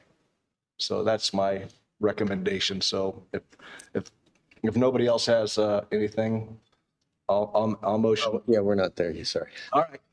Well, I'll come to you though, since you've already made that offer. I still have to open it up to everyone here that's probably wanting to speak. Oh, yes, that's right. There's that. Yeah, there's that. There's that. Sometimes I do that too. That's right. Councilmember Stockton. I'm red. No, I appreciate your comments and your candor, Councilmember Freeman. I share a lot of your sentiments. I'm personally don't feel comfortable using city assets to bully the wishes of the property owners downtown. But I really think that what I need to know for me to make a decision as it relates to this, because I do see tremendous potential in this, but I think it's really hard to get past whether we should do this or not if we don't also know how this, what the business, the property owners feel about it, kind of a more complex understanding, or, at least some more input, significantly more probably, but also what voice is our business community going to have in how this 501c3 or how this PBID board looks. I think that stuff we need to know that now, I think, before we go further with trying to approve or not approve that, because we're dealing with, there are some business owners that own the property, and there are some property owners that lease these out and have leases with different businesses. We recognize that there's going to be some cost impacts potentially with that. There's also going to be vacant buildings that are finally going to contribute to downtown that never have. So we got to weigh some of that stuff, not just with the property owners, but also with the business owners in some sort of fair fashion. But I would really like, if you are going to go back and solicit feedback, I want to know what that's going to look like. Clearly, we need to have the majority of the property owners agree to do something like this, but I also want to make sure our businesses don't lose their voice and they have some sort of say or representation in how they want to move forward, the events that they want to have, how they can still be a part of this. And I think that's been the challenge as long as I've been on council, is trying to find something that makes everybody happy. I don't know that we're ever going to get there completely, but I sure want to make sure that there is an attempt or a methodology to include them so that they can, be a part of this if it is something that's going to benefit everyone. So Can I answer that question? yes, please. So Yeah. in the experience, we formed about 60 of these 501c3s, these management corporations. In every single one, there's seats allocated towards property owners and business owners. And property owners can designate their tenant to be their representative, their authorized representative, like a bank, for example. There's no Mr. or Mrs. Bank of America. There's, the regional manager, and banks want to be involved too. But normally it's either 55-45 split on property owners and business, 60-40, sometimes it's 2/3, 1/3. It's up to that steering committee, once the district's formed, bylaws are presented to them and say, what are you guys comfortable with? So that's a fluid process, but it's really up to the stakeholders here to decide what the percentages should be. But there's always business at a minimum of at least 30-40% of the board seats are allocated towards business tenants. And that's the information I absolutely want to hear. The other thing that I think is really important with that is also, what is their staffing model going to be? We can look at the percentages, but we also have had many directors that are really good at connecting all of the varied interest amongst the different businesses downtown. So I just think when we're soliciting information, I want to know what folks are comfortable with and what is going to help them be successful. Because if this is a road that we're going to go down, I think we need more information in those areas. At least I do. So. Yeah, and I can do a frequently asked questions based upon input from the city council to staff, and I answer all those questions. So when they're speaking to property owners, they have that cheat sheet more or less that talks about the answer to the question in anticipation of what people's concerns are. The other thing I think that would be valuable is if you have, kind of some, like you showed us pictures of Little Italy, and that's one of many of these that you've done. So maybe if you provide us with some examples of different structures that folks have, or provide phone numbers or contact information. No problem. Yeah, so the interested parties, whether you're a business owner, whether you're a property owner, whether, you're just somebody with a current staff member, you can reach out and see how some of these parts are moving in other places that are moving forward PBIDs or have PBIDs. No problem. So I'm about to open it up to the public, but I wanted to just make one other observation. What you said is the ratio is at the formation of a 501c3, right? The ratio of business owners.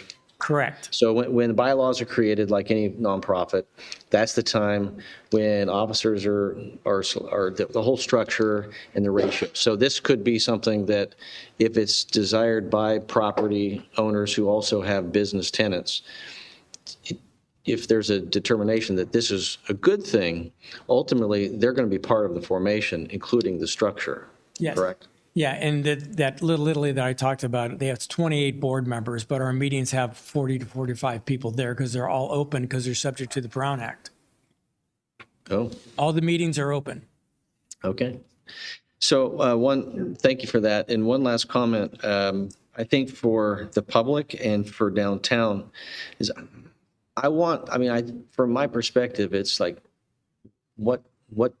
I can say, what do we want? But am I we downtown or we Vacaville? Because ultimately it's, what do you want? Because we've gone down a path of, do we have a bid? Is it proper? Is it being funded right? So if it's not that, what's the alternative? We've had conversations, well, it could be dissolved, or it was almost insolvent last year. So at some point, I think that what is in front of us is not, at least from my perspective, not speaking for the council, it's not us or me, if you're looking up here, to say, this is what we're going to do to you. It's understand what this is, and to what Councilmember Freeman said. I think it has everyone's attention. Get everyone's attention. Determine whether this is something you want, because the alternative is we're kind of out of options, right? We could have no bid, we could have the current bid, we could have a P bid, and at some point, what we do know, at least my perspective is on the council, is to say, but I want what we love about downtown, and I want these events. So what would it look like if none of that existed, but we still want those events? And so the city has a stake at wanting to do this, but to Councilmember Stockton's point, not trying to do it to the downtown, but hopefully everyone can make a determination for themselves what they want, so that it is a majority that says, we want this, not so that we want you to want it, but you want to want it or not. And that way, if there's something to get out of it, so it could look like Little Italy or Little Vacaville, and it can be successful, I know that I want downtown to be successful. But I don't want it to be about something that everyone is saying, well, if we'd only listened to me, we wouldn't be in this trouble. Because if we're not all on the same team on this, things aren't successful. And so I welcome to hear what you all have to say. I know the council does, so I'm going to open up the public for any comment. Hello again. And with the Downtown Vacaville Business Improvement District, and I understand how the format works. So I have questions and then a statement. How many first-generation businesses close within the first 3 years of a PBID being established? There's no data. Yeah, so just continue with the questions. Yep. And then How many PBIDs dissolve within the first 3 years and the first 5 years? If PBIDs don't generate revenue beyond assessments, how is that different than the current model? So if the goal of the city is to be shifting which bucket the money comes from, how can we assist with that outside of a potential PBID? and then my statement. I understand why a property-based business district is being considered, as the current bid model is clearly not working.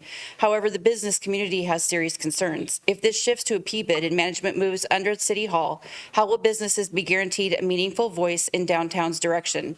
How do we ensure their interests carry real weight in decision-making? Under current economic pressures, multiple business owners have stated that continuing business downtown operations simply won't be viable with these added expenses.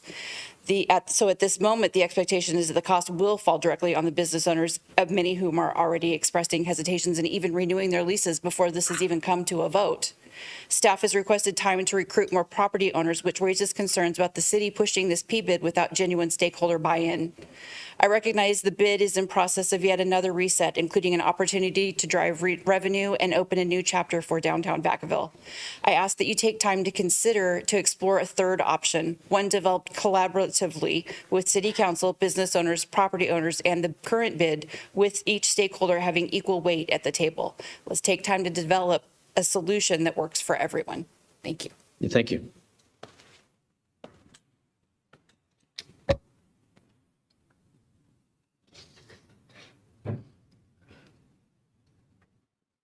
Good evening. Good evening, council members and staff.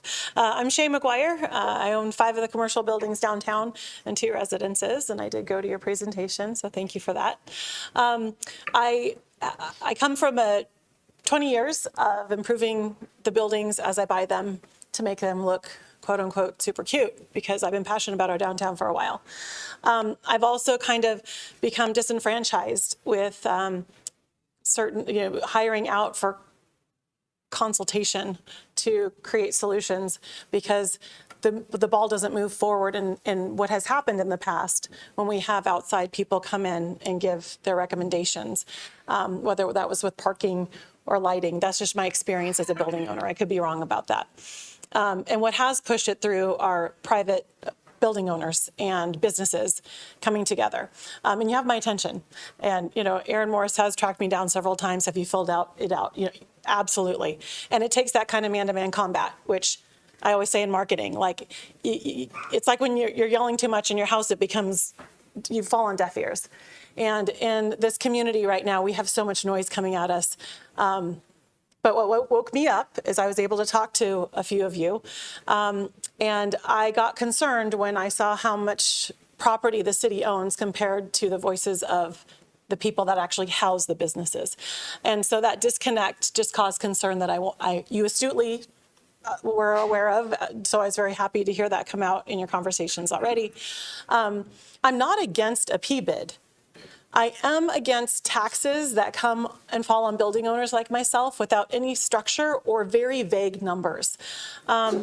And I don't like that there's only one option. If there's an option that doesn't involve taxes, that's an entrepreneurial option, I am open to hear that too.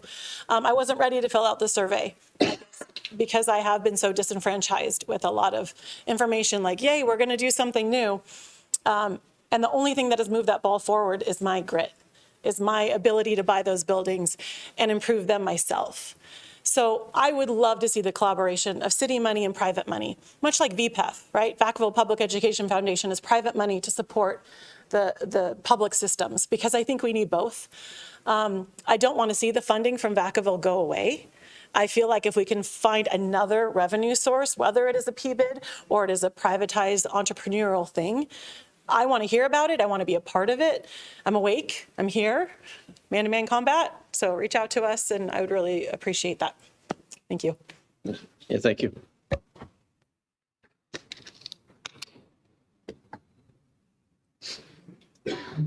Hello again. So first of all, thank you, Aaron, for working so hard on this. I appreciate it. Kind of a question is, I'm not really sure when I hear in your presentation about support, I'm not sure what is constituting support from some of these property owners. I brought my survey with me, And I don't know if you were able to look at these, but there's 12 questions, 8 of which actually pertain to asking you if if you specifically like some of the ideas of a P-bed, of which I answered yes to 2 of them, and I will say why. Would you support property owner-funded projects to create additional public spaces, public art, and other placemaking elements in downtown Vacaville? I said yes if it's on your building. I would love, I'll paint something on my building if I want to. I would love for other property owners to do that as well. Does that mean that I'm in favor of a P-bid? No. Maybe that was taken that way. Maybe other people filled that out and it was taken like it was support. That doesn't necessarily mean that. Another question is, would you support property owner funded regular sidewalk and gutter sweeping services and more frequent pressure washing? I said yes, because I pay for that myself. I was kind of questioning, like, was the city supposed to be doing that for me? Because we actually do it ourselves, and we have our own landscaper. And I'm out there, just like a lot of other property owners and business owners, blowing the sidewalks and everything along with the city. I'm not saying that there's never anyone from the city doing that, but we are doing it ourselves as well. I feel like this is a waste of time, energy, and money from the city going forward with this study at all. It's clearly, in my opinion, from who I've spoken with, not supported in the entirety. But what do we want? Like you ask, I realize we have to find a steady avenue of income for downtown. In a similar manner to other very important entities in town, like the TMD tax that is enacted. We also have TOT taxes that are not used in downtown, and they are used in other downtowns. So I realize that we have to find a way to fund it. And right now, it's hard to increase our fees. We can't really justify it because we don't have enough events happening yet. I believe that we will, and I think that there will be a time where businesses should pay a little bit more than what they are paying. And again, what do we want? I'd like to stay with what we have, but realize we have to continue to change and adapt to our public. There was a time when our bid fees and beer sales, along with a decent amount from the city, not an extravagant amount, but that was enough to fund all of our events. That's not the case anymore. Beer sales don't provide enough, and there are more types of events that appeal to a wider demographic that we have to start doing. We need to modestly increase the fees and along with city funding. Thank you. Thank you.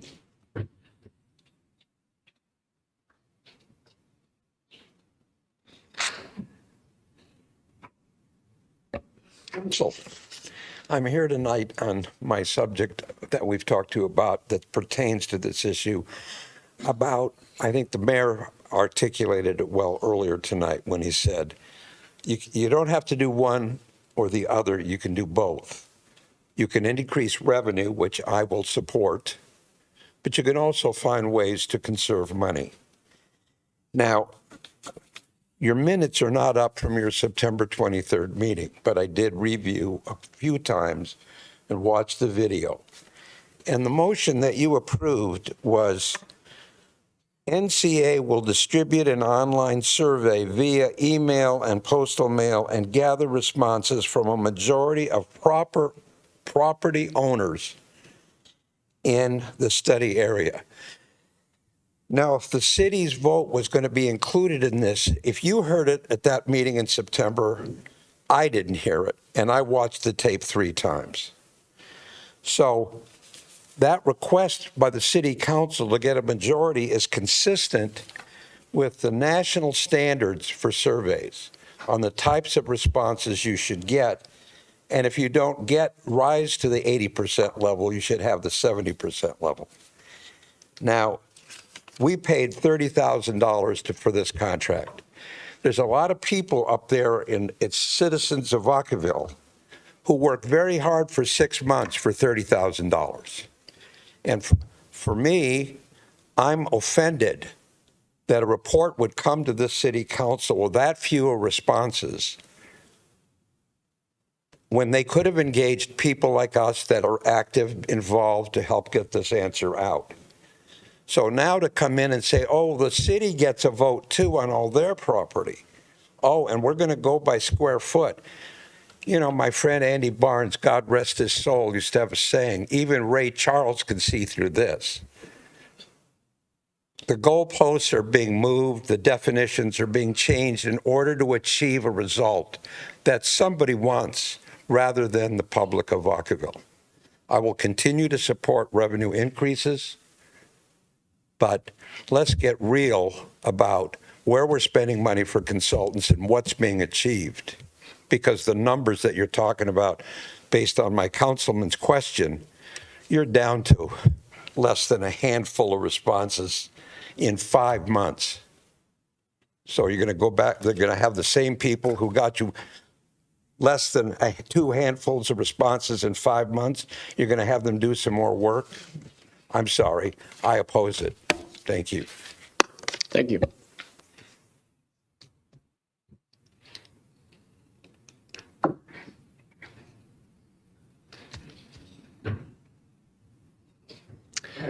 Good evening.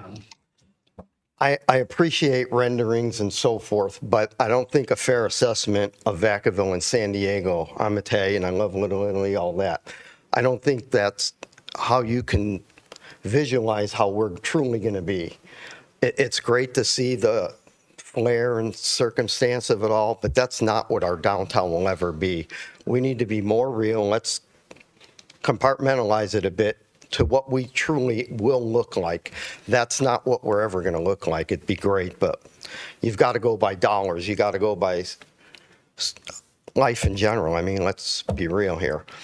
The P-bid, the realistic, the way it's going to compute out is the building owners are going to get taxed more. They're going to pass it down to the renters. There's already a lot of businesses that are hurting, so that's going to create more issues down the road. And do the building owners want to have open spaces? We've been like less than 1% occupancy for years and years. So our downtown does great, but we've got to come out with something. It's not that none of us want to pay. We can pay, but we got to do something collectively together.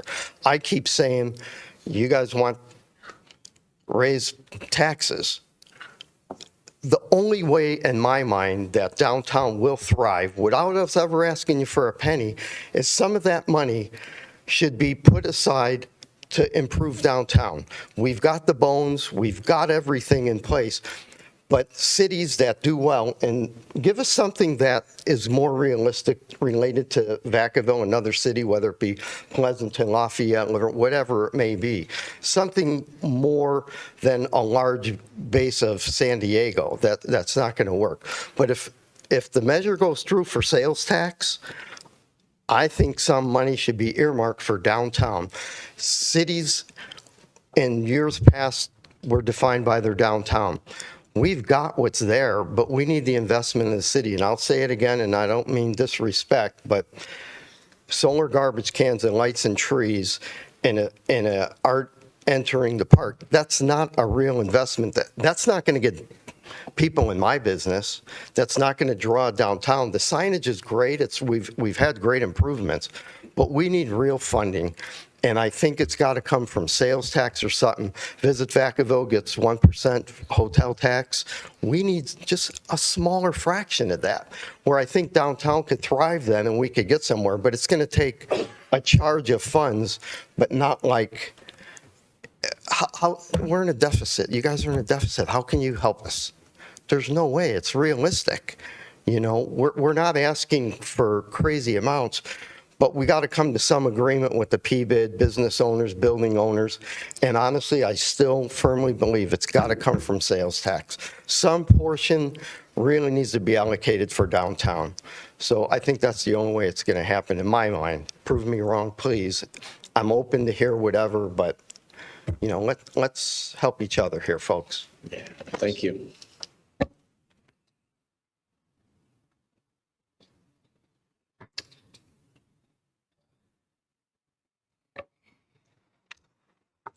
Okay. I am not a business owner downtown. I am a regular person who goes downtown, and I have some thoughts We did a great job with the murals. Looks awesome. I like what's going on there. However, when I'm down there and I look around and there are businesses down there, real estate businesses, a bunch of real estate businesses, that doesn't attract me. It doesn't attract me to go down there. What I want to see is small yarn shops. I want to see cafes. I want to see going out there, just what the gentleman showed, sitting outside, maybe under these awnings or something where people can go and walk, where people can be. We have beautiful summers, sometimes they're hot, but last summer, it was awesome, right? So we can go out there, we can sit, we can chat, we can bring our knitting, I don't know, whatever. But I think there are certain things that can be done and certain things that should be thought about that can be done, that can be opened up. And I think, like I said, if you have a bunch of real estate down there, real estate companies down there, that's not that conducive. That's my 2 cents. Thank you. Let me go ahead and close the public comment portion of this item. I appreciate all the feedback. And I believe, are there any questions that you can answer on any of that? I know that I have a couple of comments, but I know that there was initial questions that came up that had to do with P-bids. I think there were 2 questions that I heard, which is about the effect of formation of P-bids on existing businesses and whether there's any data on the closure of businesses following the establishment of a P-bid. And then also, I think the durability of P-bids is another question. I can ask Marco could answer those 2 to start, and then maybe we can see if there's any other questions that you'd like to have answered. Turn on your mic. There is no data that determines after years 1 through 3 how many first-generation businesses go out of business. That data does not exist. I mean, it's difficult to get data on how many bids and P-bids there are not in the United States, in California. There's no repository of that data right now. So I can tell things anecdotally, but I can't answer that question. So that was the first question. The second one was? Well, there was a question, does management move under City Hall? No, and that, it states in the cover letter of the survey that this money will be controlled by the property owners and the business owners. It was very clear in that survey, because it's something that people said, this is another way for the city to get more money and extract money from us. No. That's not in the legislation. And I stated that very clearly in the cover letter that went to all the property owners. The other one was how many, I'm sorry. That's fine. I'm sorry. I think the question was, the P-bid under the state statute has a 5-year term, the first go around. Then it can go 10 years, 10 years, 10 years, and 10 years if it's renewed by the property owners. But most P-bids that are formed, in my experience, is they get renewed because people get used to a level of services that they like. And if they don't, then they don't renew them. But in nearly all the cases that I've worked, there's only one that I know of that was not renewed. All the rest of them have been renewed. Okay, great, thank you. Couple comments. It is interesting, it's like, what's going to pay for this? I just want to also add a little history here. A year ago, the ask to the council was more than double what was budgeted. The council continued with the existing budget, extended it because there was a concern that there was a fiscal cliff, so that we could explore other options. And so our city manager inherited this when you joined the council or the city. And under the council's direction was to pick this up and try to go down a path. And an option of a path was a P-bid. Because my recollection was, without going back and watching, the prior meeting from a year ago, was the council wasn't supportive of advancing additional funding, and included that there was going to be more funding, but the position would then also potentially be a city employee. That fell flat. There was no movement at that point. And I think, to another point here, the city's not in a position to spend any more money because of the budget deficit. So my thought is simply this. I still come back to what do we want, but what do you want? I wouldn't want to accept anything except for what you want, if it can be successful. It's so whatever that takes. If it's understanding, is a PBID an actual option that the business owners and property owners, if they fully understood in the next 2 months because of the timing of how you would do it? Yes. Do I want the city of Vacaville telling downtown, we have a high threshold of votes, and so what I would hope that you would not leave here with, at least from my perspective, is that somehow, well, we have a majority, and so we're just going to push this through. My take is I would rather consider very little about what the city's stake in this is, because if the downtown wants something like this, let downtown speak for it. But a year ago, the alternative was you're asking for twice as much money, and we didn't fund it. And so we were looking for alternatives, not to try and dictate anything. I can assure you of that. So just a couple of thoughts and comments on that. The one thing that this council can do is we levy taxes on the PBID or the bid. So we do that every year, and most of us joined this council and inherited this. There's not one of us that were up here before we inherited that. So it's as if this is something that we're doing to you, but for you, but not because it's some intent to tax. So where do we go from here? I don't have the answer for that. So is this going to get everyone's attention in the next few months to decide? Sounds like there's some options.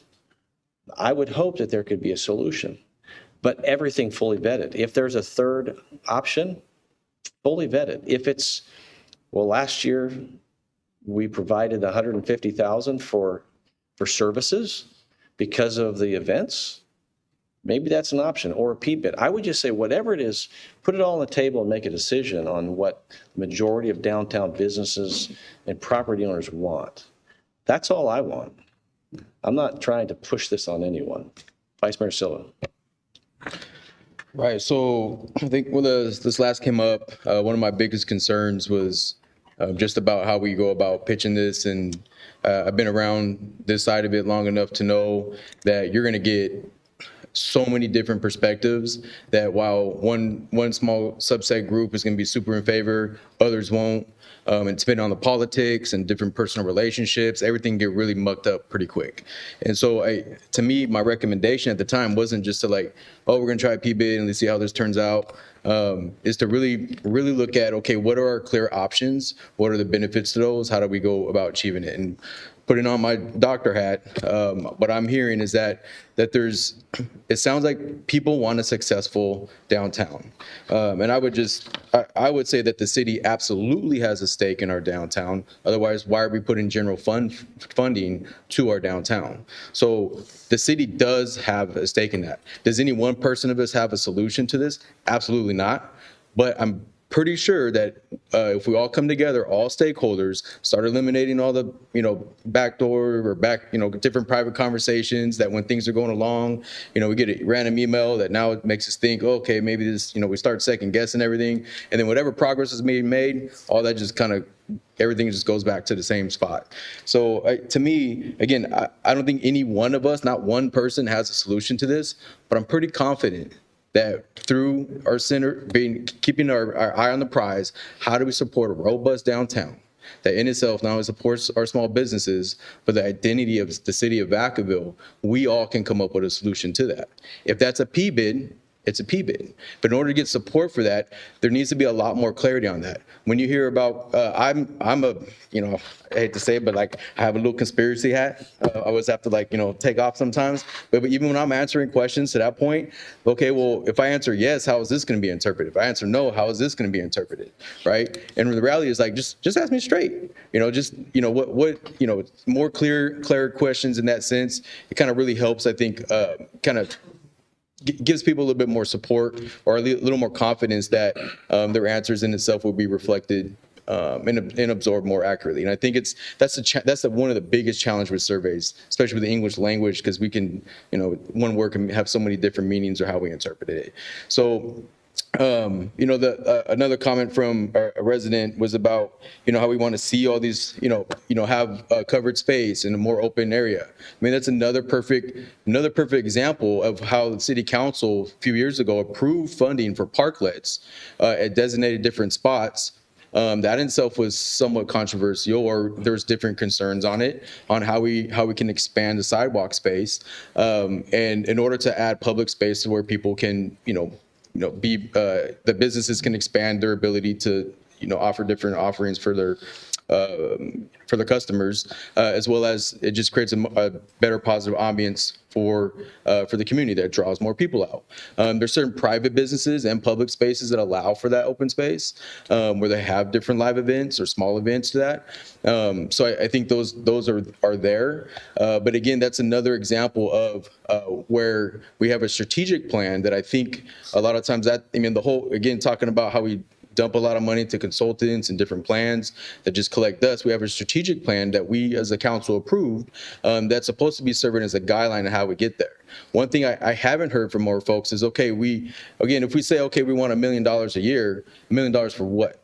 Right. So I would imagine everybody's going to criticize or question the same thing. So if the annual operating budget is $352,000, for example, right, that's what they're looking for, an annual operating budget. What's the one-time cost? Because our city's also put in a lot of money underground, and then we redid it to the underground. By the way, we got to get those roads paved. It's a little bumpy out there, but I know that's coming up.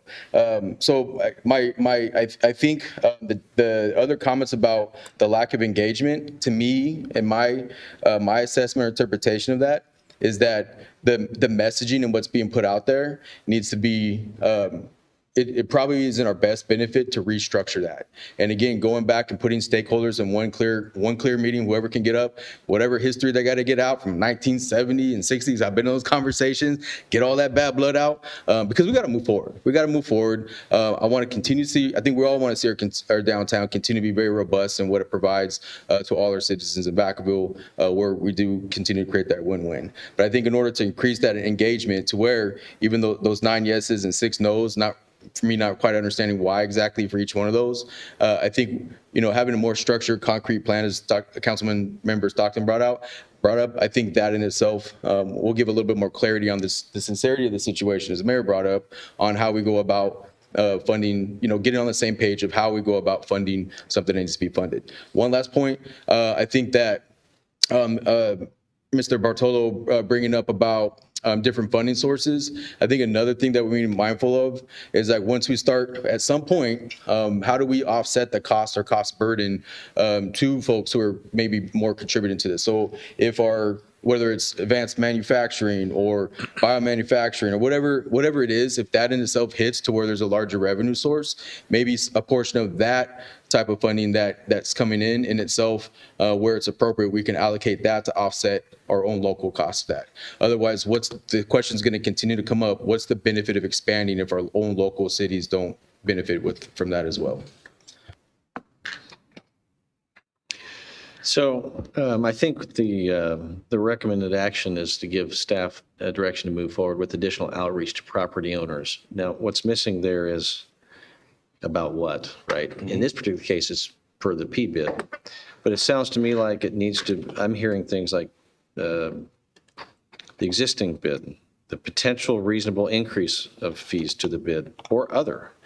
I think we're at a point where it isn't a one or another. It's looking at the options side by side at the same time, because this is going to require, most of the time, it's hard to just simply accept a binary yes or no.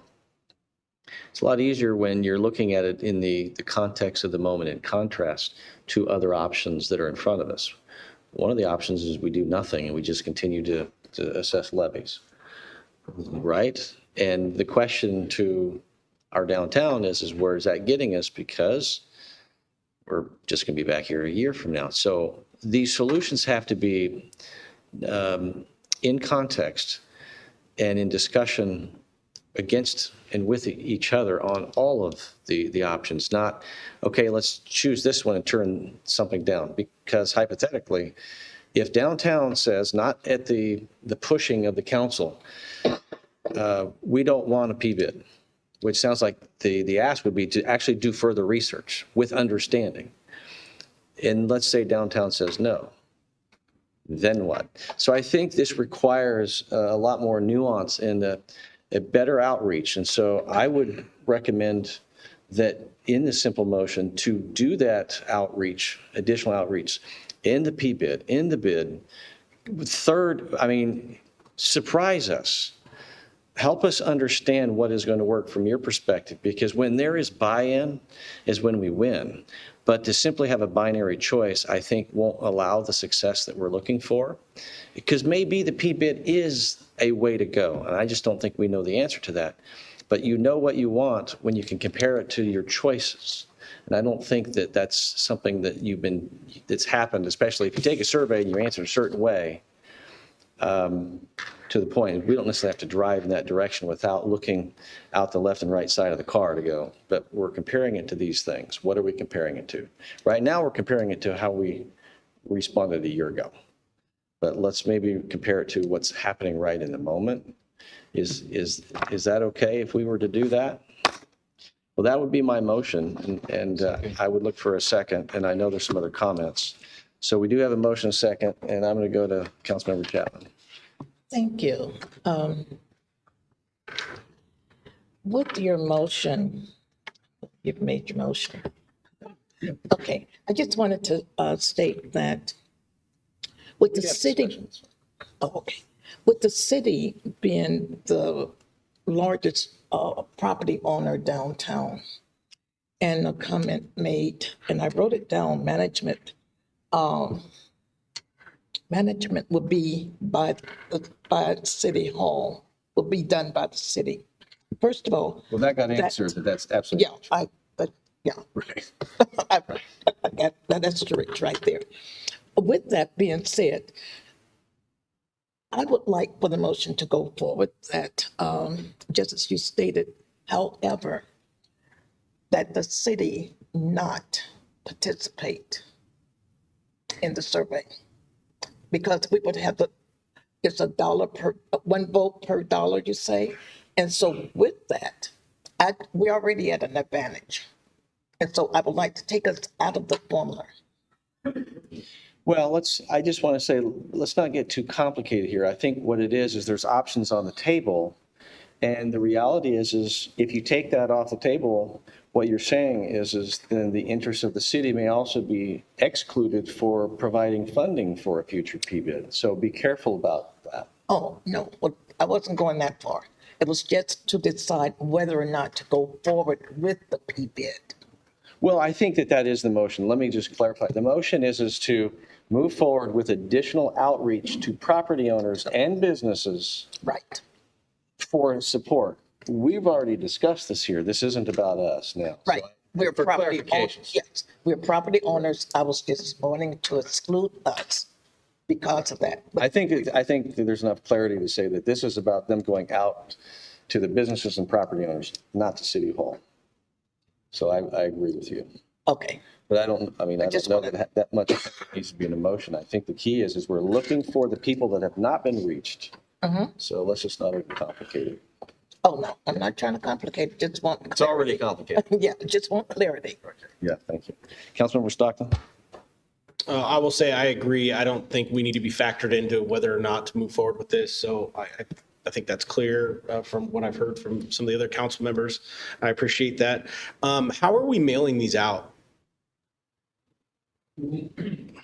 Sorry, we mailed them out snail mail because we don't have everybody's email addresses. And we say on the survey that if they'd like to do it online, then they could go to our website and they could do a Survey Monkey. So they don't, otherwise they can fill it out, scan it, and email it back to us. They can mail it back to us. Most of them have been mailed back to us, but we don't have everybody's database for emails.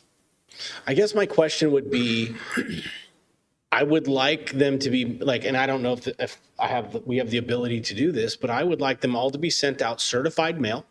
I'd like to know every single person that is one of these property owners. I'd like their names or some way that council can look at who these property owners are and who is responding to the survey or not. Because, I'm not saying you didn't mail them or didn't try, but I also feel like we might get to a point where it's like we have 7 council members up here who are willing to pick up the phone and stalk these people into responding and give us some feedback, right? Because that's really what we want. And so I don't know how that would work. Certainly think it would be worth the investment. We've already paid for your consulting fees, but I think what we want is that data, that information. So if we got to send it certified mail, if we've got to, have somebody go knock on the door if they're local, I don't know what the answer is, but. So Councilmember Stockton, maybe to add to what you're saying is what would you recommend so that we can do all? But can the staff report show who responded and who didn't? They already have that data. We have that data, Councilmember Stockton, to answer your question.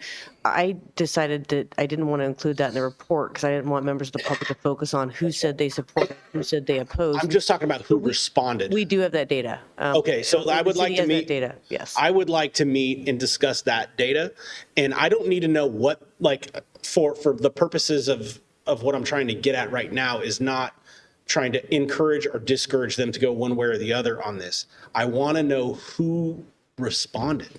That is we have that information. Okay, so I just can we connect after this and figure that out? And then if we're moving forward to try to contact the people who haven't responded, I'd like there to be some way of saying it showed up where it was supposed to show up and somebody signed for it or something. I don't know. Can we add that to the motion, Mr. Mayor? But I think that's just direction. We're given direction. The motion is to provide outreach to property owners. I want to be careful that what we're not doing is a list A through Z. Do it this way. Do it this way. But I think they got the direction. So I agree. What we have to do is we have to know that what we've done is we've done our due diligence. Correct. But what my motion is don't limit it to just the P bid. Correct. Limit it to all options on the table so that we're doing this all at the same time, which is going to require you working together with staff and from your perspective is to create those, a small group forum, knocking on doors, understanding the businesses, understanding property owners, and getting the buy-in for what this looks like. Because in the end, we will be back here. I completely agree. I just want to know also, in addition to that, these are the property owners that are here right now, right? And so how many of you want to move forward with P-bid? Can you raise your hand if you want to move forward with P-bid? Yeah. I'm just saying, none of them do. How many do you know what the P-bid actually is going to mean yet? That's the problem. We don't know yet. And so I guess what that's I'm glad that there's going to be an outreach for this, but how much money have we spent downtown in the last 5 years, city manager? Do we have a general idea of how much that is? We spent about $20 million. We had a presentation that was presented to council earlier this year. Right. So we clearly want you to succeed, right, is what I'm getting at. Right. But we clearly need your input and partnership to figure out how we can help you because $20 million is still $20 million. That's where I'm at. Councilmember Freeman? Yeah. I believe it's just as important to know who didn't respond. Yeah. As much as it is to know who did respond. And I think that this is a good lesson for us as a council in the future when we are hiring consultants that we have to put some sort of a threshold out there that, out of these 159 people, we want you to put the work in to contact 50% of them or, I think that way we know we get better answers, and I'm not saying you didn't do your job, but it's one thing to go out knocking on doors and chasing people down and just doing snail mail and emails because a lot of people are overwhelmed with the noise, right? And what I mean by that is there's so much coming out everybody all the time. There's noise and, we all get emails and we all get letters and it's just noise and it's more in our inbox and it's more in our mailbox. So I think as we go forward in the future, I think this is a good lesson for us that we have some goals set in for future consultants. So we're getting our bang for our buck. City manager? I would like to Marco to give a chance to explain what he did for the outreach, just so he can explain how the process works, and then how we can work on it better next time. But our engagement with him was for 4 months, so that's coming to an end, actually ended at the end of January. So all the outreach ideas we're having right now, that would be the work that staff would be taking over. Okay. So the first meeting that we had was with the Business Improvement District Board. That was first. I think October 14th or something like that. The second one, Don Burris sent out a letter to every single property owner in downtown, every single one, and invited them to come to a meeting. I think there was around 20 people or something like that. It went on for about an hour or so, questions and answers asked, and I think I answered most of the questions that were asked. Then the city manager had said, look, the survey responses have not been that great. Let's do another mailing, which we did. Again, if we had all of their emails or all their phone numbers of the property owners, whether they're trusts or whether they live in Idaho, then we would outreach to them and we would do it. But one thing that does not happen in cities is city councils usually know who the tenants are, but they don't know who the property owners are. And everywhere I go, usually when I start to try to do something in terms of communicating, property owners have never been communicated with. They've never been asked, what do you think as a property owner? Unless you were doing something like a redevelopment project or a downtown specific plan, then you would do something like that. But I'm usually going into an area where there is no basis of database for those property owners, and they have no idea of what it's like to work together. So it's difficult for me to try to pick that up, and we usually have to create all this database from scratch. So was I pleased with the turnout? No. But I would tell you also that from the technical standpoint, you might have the majority, almost the majority of property owners to say yes. But if they aren't the weighted property owners and they're not the largest property owners, you're dead in the water. The legislation's very clear. You must have 50% of the people or property owners by dollar amount to sign a petition just to get to a vote. The reason why it's significant with the city is the city would help create that base to get to that 50%. Almost nothing else you're ever going to do in the state of California requires a 50% acknowledgement that you want the voters to take a position on this. So ideally, but our point was that with the city's bulk and their ownership, at least it gets us closer to the idea of the petition phase. Without the petition being supported, it's all done.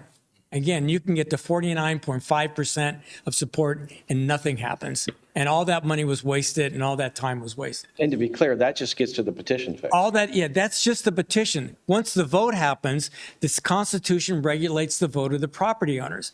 And it's based upon the weighted return ballots. Are they supportive or are the weighted return ballots not supportive? And that's how the council determines whether or not to levy the assessments on the property owners, because the property owners have spoken. But if we don't get to the petition threshold, then it's all moot. And that's what I was trying to explain, is that your bulk of ownership allows you to get closer to that petition drive. The city can then say, look, we'll sign the petition, but we're not going to vote. And then we'll just let the private property owners vote. That's an option too, but the petition's always harder than the ballot. But that's a later step. Much later step. Yeah, there's so much the lack of information on what that means. So I appreciate the explanation. That's helpful. Vice Mayor Silva. Yeah, I have a fundamental problem with our ability to access who voted yes or no. I don't have a problem as far as maybe some other process with that. For me personally, I just have a fundamental problem with knowing who voted yes, who voted no, versus, hey, who hasn't participated. Those are valid approaches. So I just want to clarify. Okay. Yeah. Okay. So I just want to make sure that wasn't 100%. All right. Thank you. That's a good point.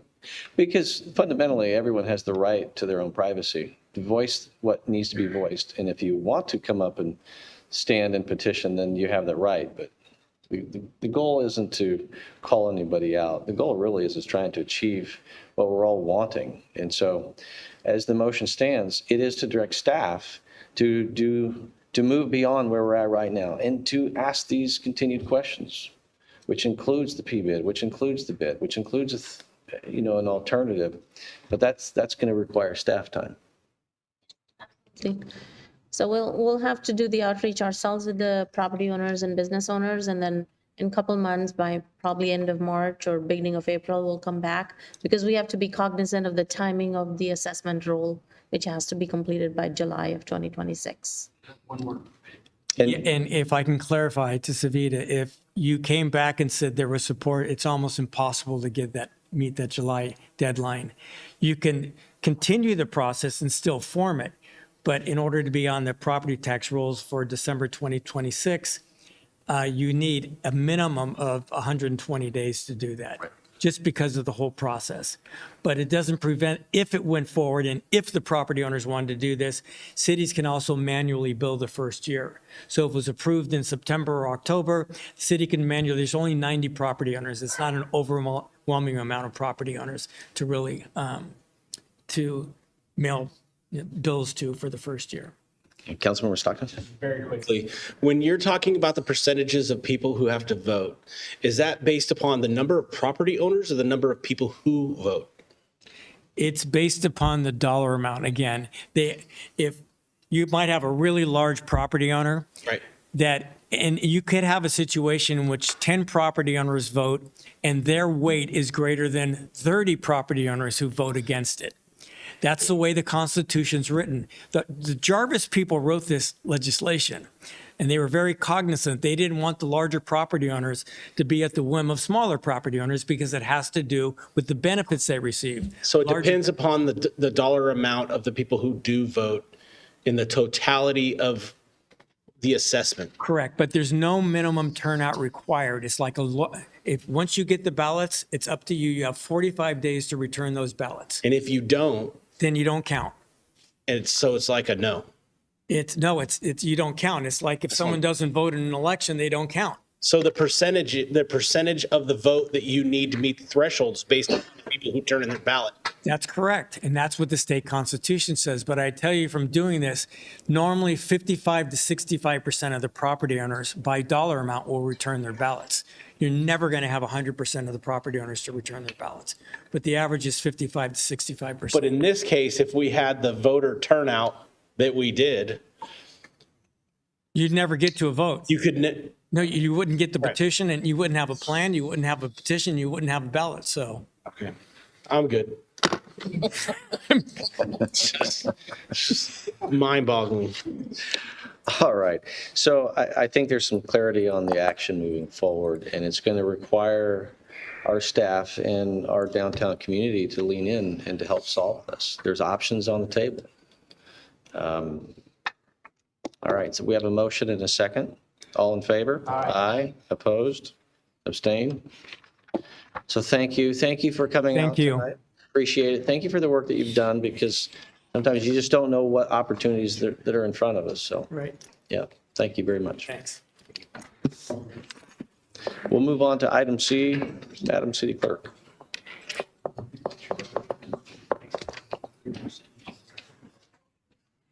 This next item is a Celebrate Housing Study Session with Associate Planner Tamir Powell presenting.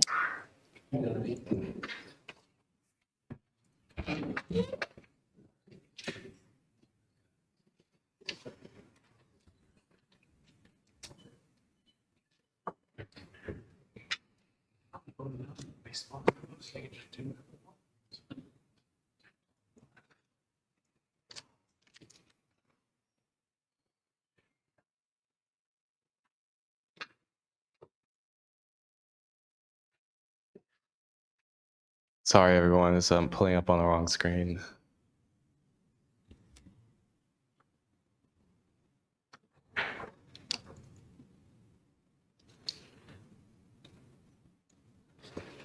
Go to the slideshow.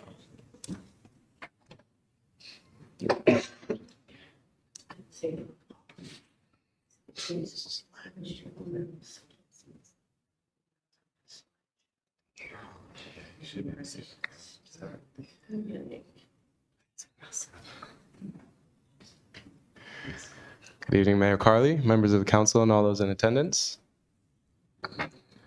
For background on this item, in June 2023, the city adopted a housing element for the 6th cycle, which is from June 27th, 2023 to December 31st, 2031. And this is a reminder, the housing element is a component of the general plan that helps identify current and projected housing needs and sets goals, policies, and programs to address those needs. The Celebrate Housing Report monitors the housing production and residential development trends during the housing element cycle. And information from this report helps the city make informed policy and regulatory decisions regarding development, affordability, equity, infrastructure, public services, and the future needs of the city. This report identifies the residential units permitted from 2023 to 2025 in this current cycle. In 2025, 441 units were issued building permits, which has generally been the average amount of units issued permits each year prior to this housing element cycle. Single family remains the predominant housing type, accounting for about 70% of all the overall units produced. It is worth noting that there's been significant increase in ADU construction over the last few years, and planning staff continue to get many inquiries from residents who are interested in constructing ADUs. For context, these are the housing development trends from the previous housing element cycle, which was from 2015 to 2022. The average number of units permitted per year during this 7-year period was 417 units per year. Some years we may have slightly less, and others we may see large increases in the new development, specifically multifamily, in those years where we greatly exceeded the average. So our current housing trends for 2024 and 2025 are close to this almost 10-year average. The report also identifies the number of units constructed in each council district by housing type from 2023 to 2025. Council District 6 had the most number of units permitted with 613 units, almost half of all units produced in this period. Council District 5 had 381 units permitted, and District 2 had 257 units permitted. Here is a table of some notable development projects in Vacaville. Most of the units produced from 2023 to 2025 were from new single-family subdivisions. They include Roberts Ranch, Lower Lagoon Valley, Montessa, Southtown Phase 3, Foxborough Knolls, and Villages of Vanden Meadows. It is worth noting that subdivisions like Montessa and Villages at Vanden Meadows were approved with both single-family and ADUs, which may be an ongoing trend that will provide more housing where single-family subdivisions are being constructed. And here is a map showing the council districts and where each of these developments are located in Vacaville. A lot of the new construction is occurring along the southeastern portion here and the southwestern edges of the city limits in districts 5 and 6. And here are some photos of the new units constructed in Vacaville from these noteworthy developments. And to conclude, single-family homes remain the predominant housing type. 1,313 residential units of all housing types were issued permits from 2023 to 2025.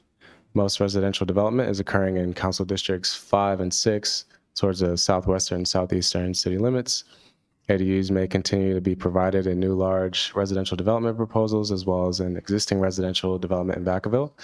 And the city permitted an average of 423 units per year for the last 10 years. Are there any questions or comments? Yeah, thank you for the presentation. Vice Mayor Silva? Yeah, expressed this recently to the city manager, so apologize if it's redundant, but some residents have reached out to request if there's any way to expedite ADU permitting in the sense that there's already like a library, if you will, of already pre-approved plans that could just kind of fit into a majority or most lots in the city of Vacaville to help reduce the cost and expedite the process. What are some challenges with that, or what's the likelihood of that? Yeah, so we're currently looking into that approach now. So for context for everyone, we currently have the pre-approved ADU program where we had a consultant prepare plan sets based on local Vacaville conditions.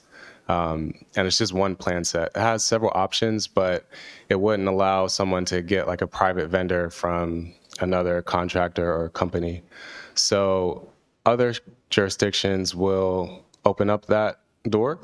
And essentially some will proactively go out to different vendors and look at their options. They'll inspect those and then approve from their selections. So there will be a lot larger menu of options for residents to choose from. Some have upwards of 30 or 40 different companies and ADUs where they can buy from. Alternatively, vendors could come to the city and say, hey, we'd like to submit these plans to be a part of your program. And it's a good option. It would just require building to review each set of plans that first time. So it would require just a bit more staff time with that approach, but that's something that we're discussing with our building division to assess the feasibility this year. Okay, so in that process, will it be laid out how this is beneficial to existing residents, existing homeowners? Yes. Thank you. It gives more flexibility. Some prefer different designs. There are also more cost-effective solutions that other vendors may have. So they'll be able to take all those factors into consideration. So, and I would think it's design, number one, does it fit? And then number two, what's the design that works with their existing layout of their property? But it also includes the hookups as far as utilities go? Yes. All right, thank you. Councilmember Chapman. Thank you. Permits, averaging around 400, a little over 400 per year. Developers at times will hold on to those permits for years. Say they held on for 10 years, and now we have increased the cost of the permits. Are they grandfathered in, or do they have to make up the difference on the current rate versus what they paid when they took out when they obtained the permits?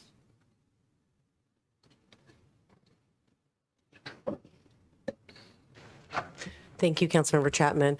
Entitlements are like discretionary planning approval to build homes or other things, and those are typically kept alive for initially 2 years, and with an extension another 2 years, and so they can be kept alive for a decade. Building permits, when a builder comes in and pulls a building permit for a home, they're paying their impact fees at that time, and they have a time clock to complete the home. So people can't hold on to a building permit for more than various specific timeframes. Okay, I was confused. I wasn't sure. Okay, thank you, appreciate it. Thank you. I'm going to go ahead and open up to the public for any comment. Seeing none, I'll bring this back to the council. Appreciate the presentation. Obviously, one comment that I would make is it seems like the average over the last 10 years was 423. In your estimation, because sometimes we hear Vacaville is growing at a kind of a rapid rate. It's the pace is, we got to slow down. My experience is I go back to the 80s, and we were at periods of 900 to 1,000. This steady rate is not a significant increase from my perspective. Is that correct? We do have data that goes back to the 60s, and in the last decade or more, we've been at a pretty steady pace of around 400 units per year. There were 2 spike years in the 90s where it was closer to 1,000 or more than 1,000 units per year. We've never seen that level of activity since then. Okay, yeah, thank you. Appreciate it. Thanks for the presentation. All right, what we're going to do now, in the interest of time, it's 10:15, so we're going to pull item D for tonight, and we'll push that to the next meeting.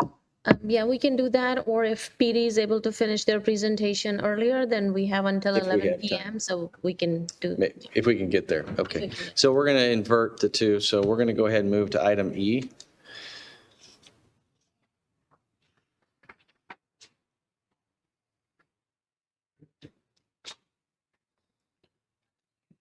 So this is the resolution renewing the City of Vacaville's military equipment use policy ordinance number 1978 based on a review of the Vacaville Police Department's annual military equipment report. And Lieutenant Willis and Captain Larson are here to present.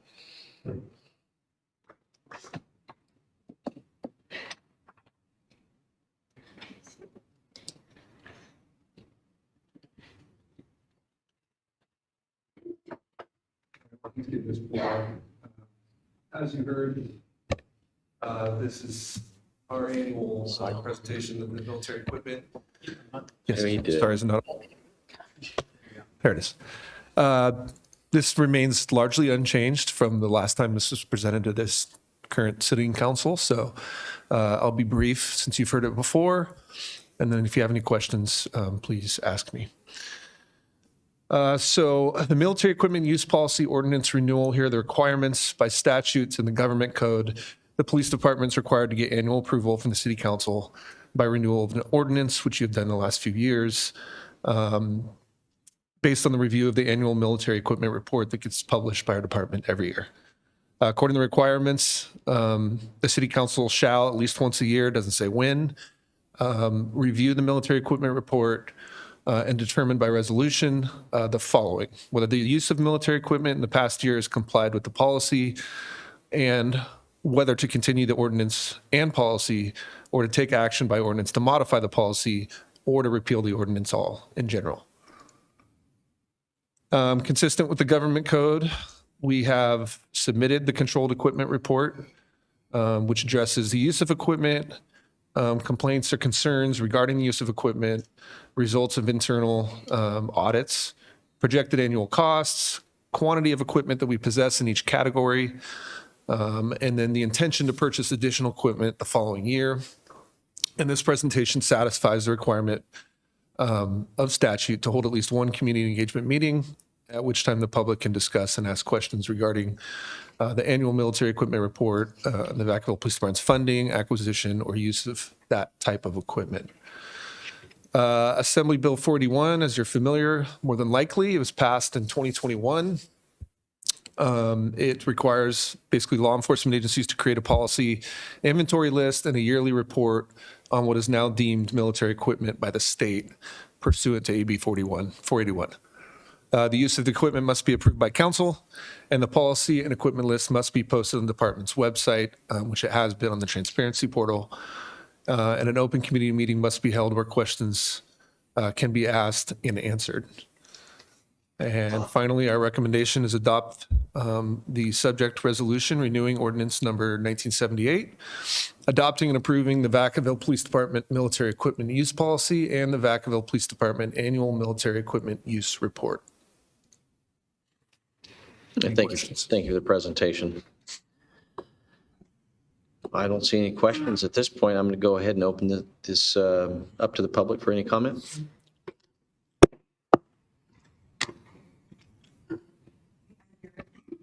I have a lot of questions tonight. I was not able to find what the report looked like last year, and I don't know where to find that. I didn't see it on the website anywhere in the archives.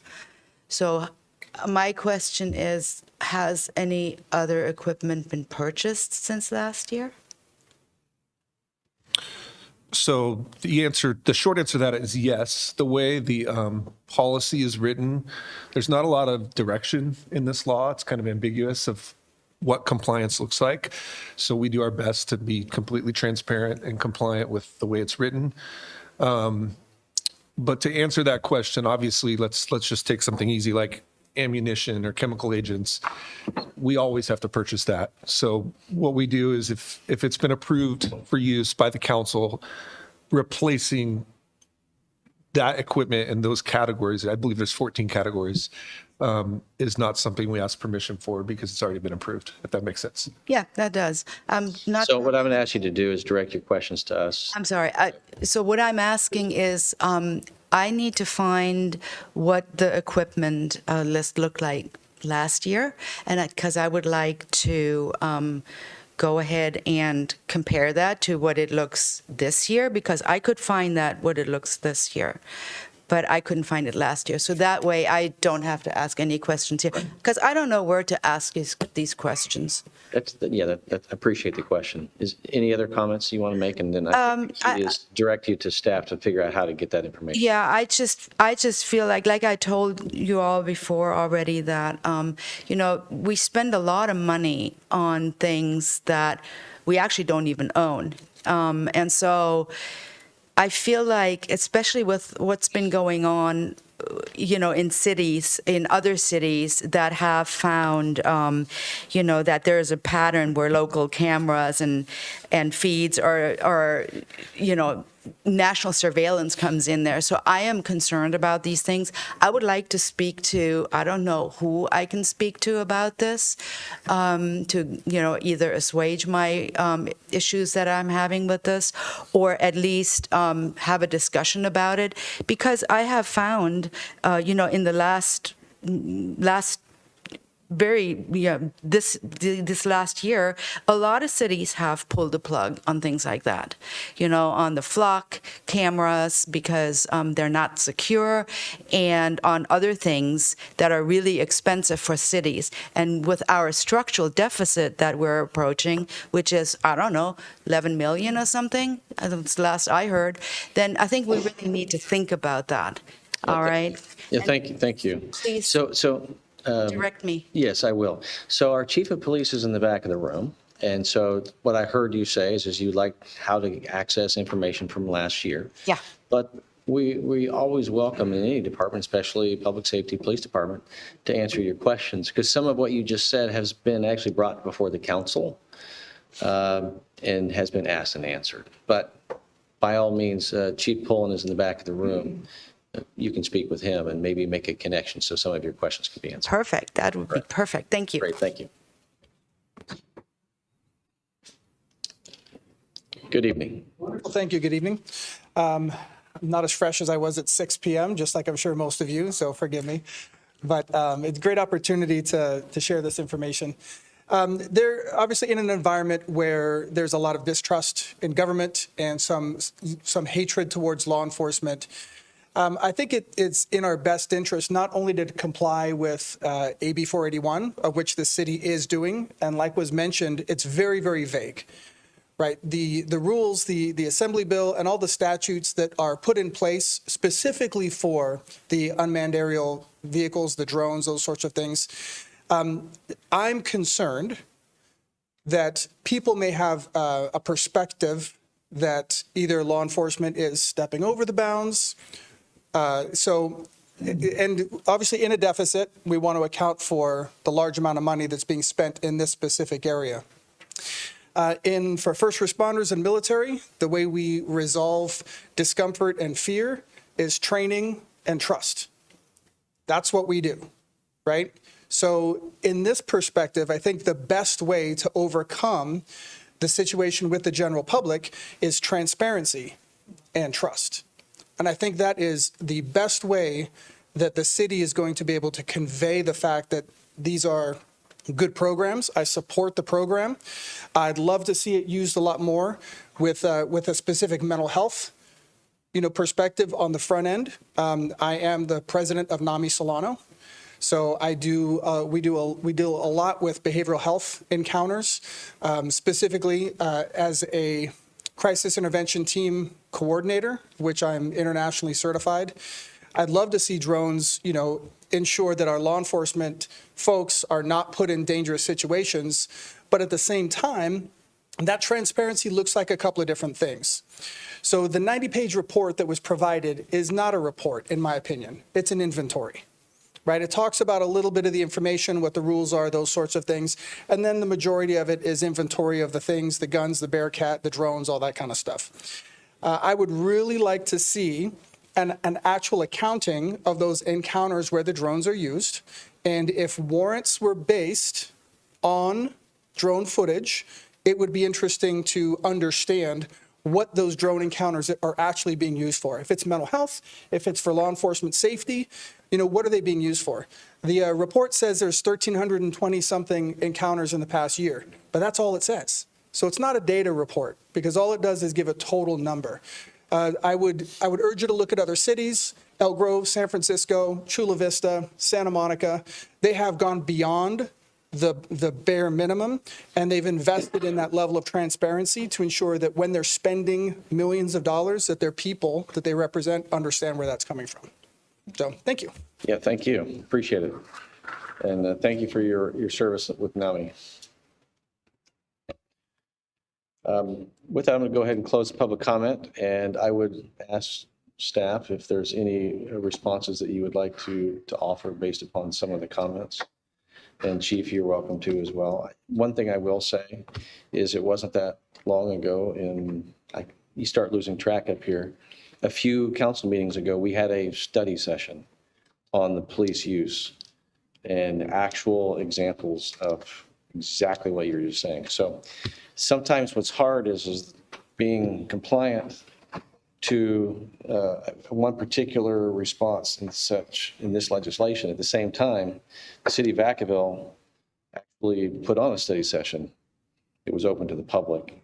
And these are public meetings, and we can't advertise these any more than we already do. These are already advertised. But if you have specific questions, just like I shared with you, by all means, before you leave, speak to the chief, answer the questions, because trust and transparency are everything.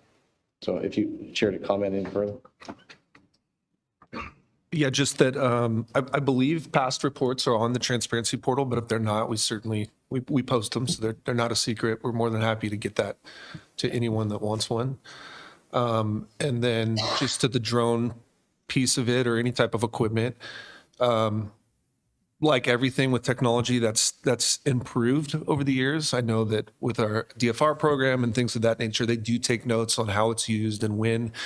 It's just been trying to catch up to those advancements and realizing what's the best way to document that, how it's being used, and be transparent about it. But we're more than happy to discuss how that equipment's used.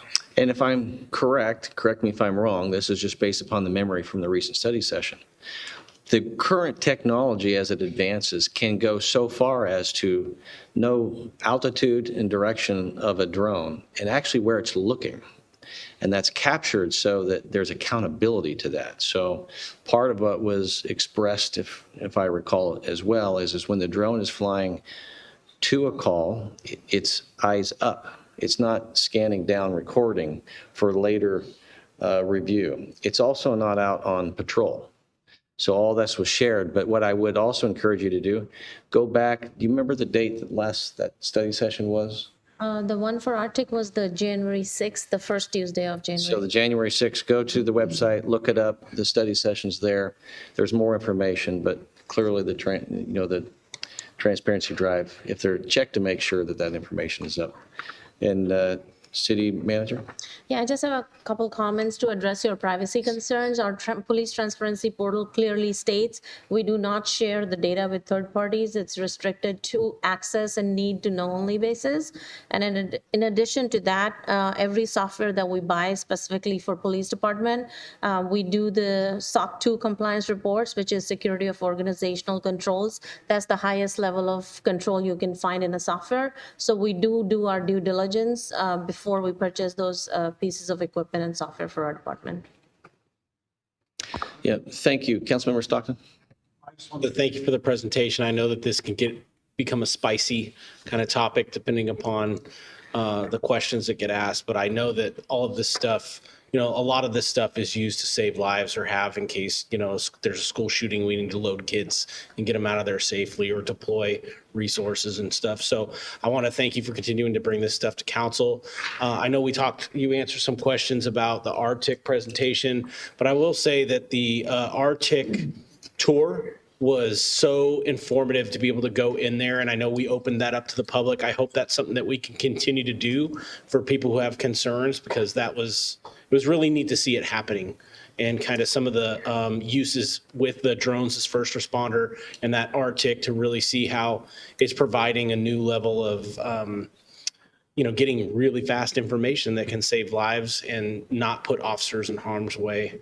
So just wanted to thank you for putting the presentation together, sticking with us all night, and for doing the job that you guys do, taking care of us. So thank you all. And one last comment. The formation of the Real-Time Information Center is really a tremendous asset for our community, and to use it responsibly. I do agree, the ongoing tours are great. Elk Grove was an agency that we collaborated with all the way through the project. So point well taken. There's good agencies out there, and like any agency, you try to emulate where you see good things. So appreciate it. Thank you very much. I think it's 10:30. Do we have time to actually complete that last Well, item? the next presentation is about 30 to 40 minutes, and then there will be Q&A. So we're more than happy to continue or postpone it to the next meeting. How does this council feel? Yeah, it's a housing study. It's an informational report. There's no decision. Yeah, no decision. Let's go ahead and postpone it. Postpone, okay. Tamara, postpone. So, sorry, Tamara, you were going to be here anyway, but now everyone else thanks you. All right, so we have no closed session, but in adjournment, I would like that we close in honor of Buff Fleming. Yes. Anyone who has known, Mayor Fleming has been a part of the institution here for years. I remember when I started, and so many of us understand what civic service and duty looks like. One could argue that her civic service and duty outside of the military equaled his, and just decades and decades. And so I just think it would be an honor in the Fleming family, but we'll just close an adjournment of Buff Fleming. So with that, good night, Vacaville. We stand adjourned. It's 10:32.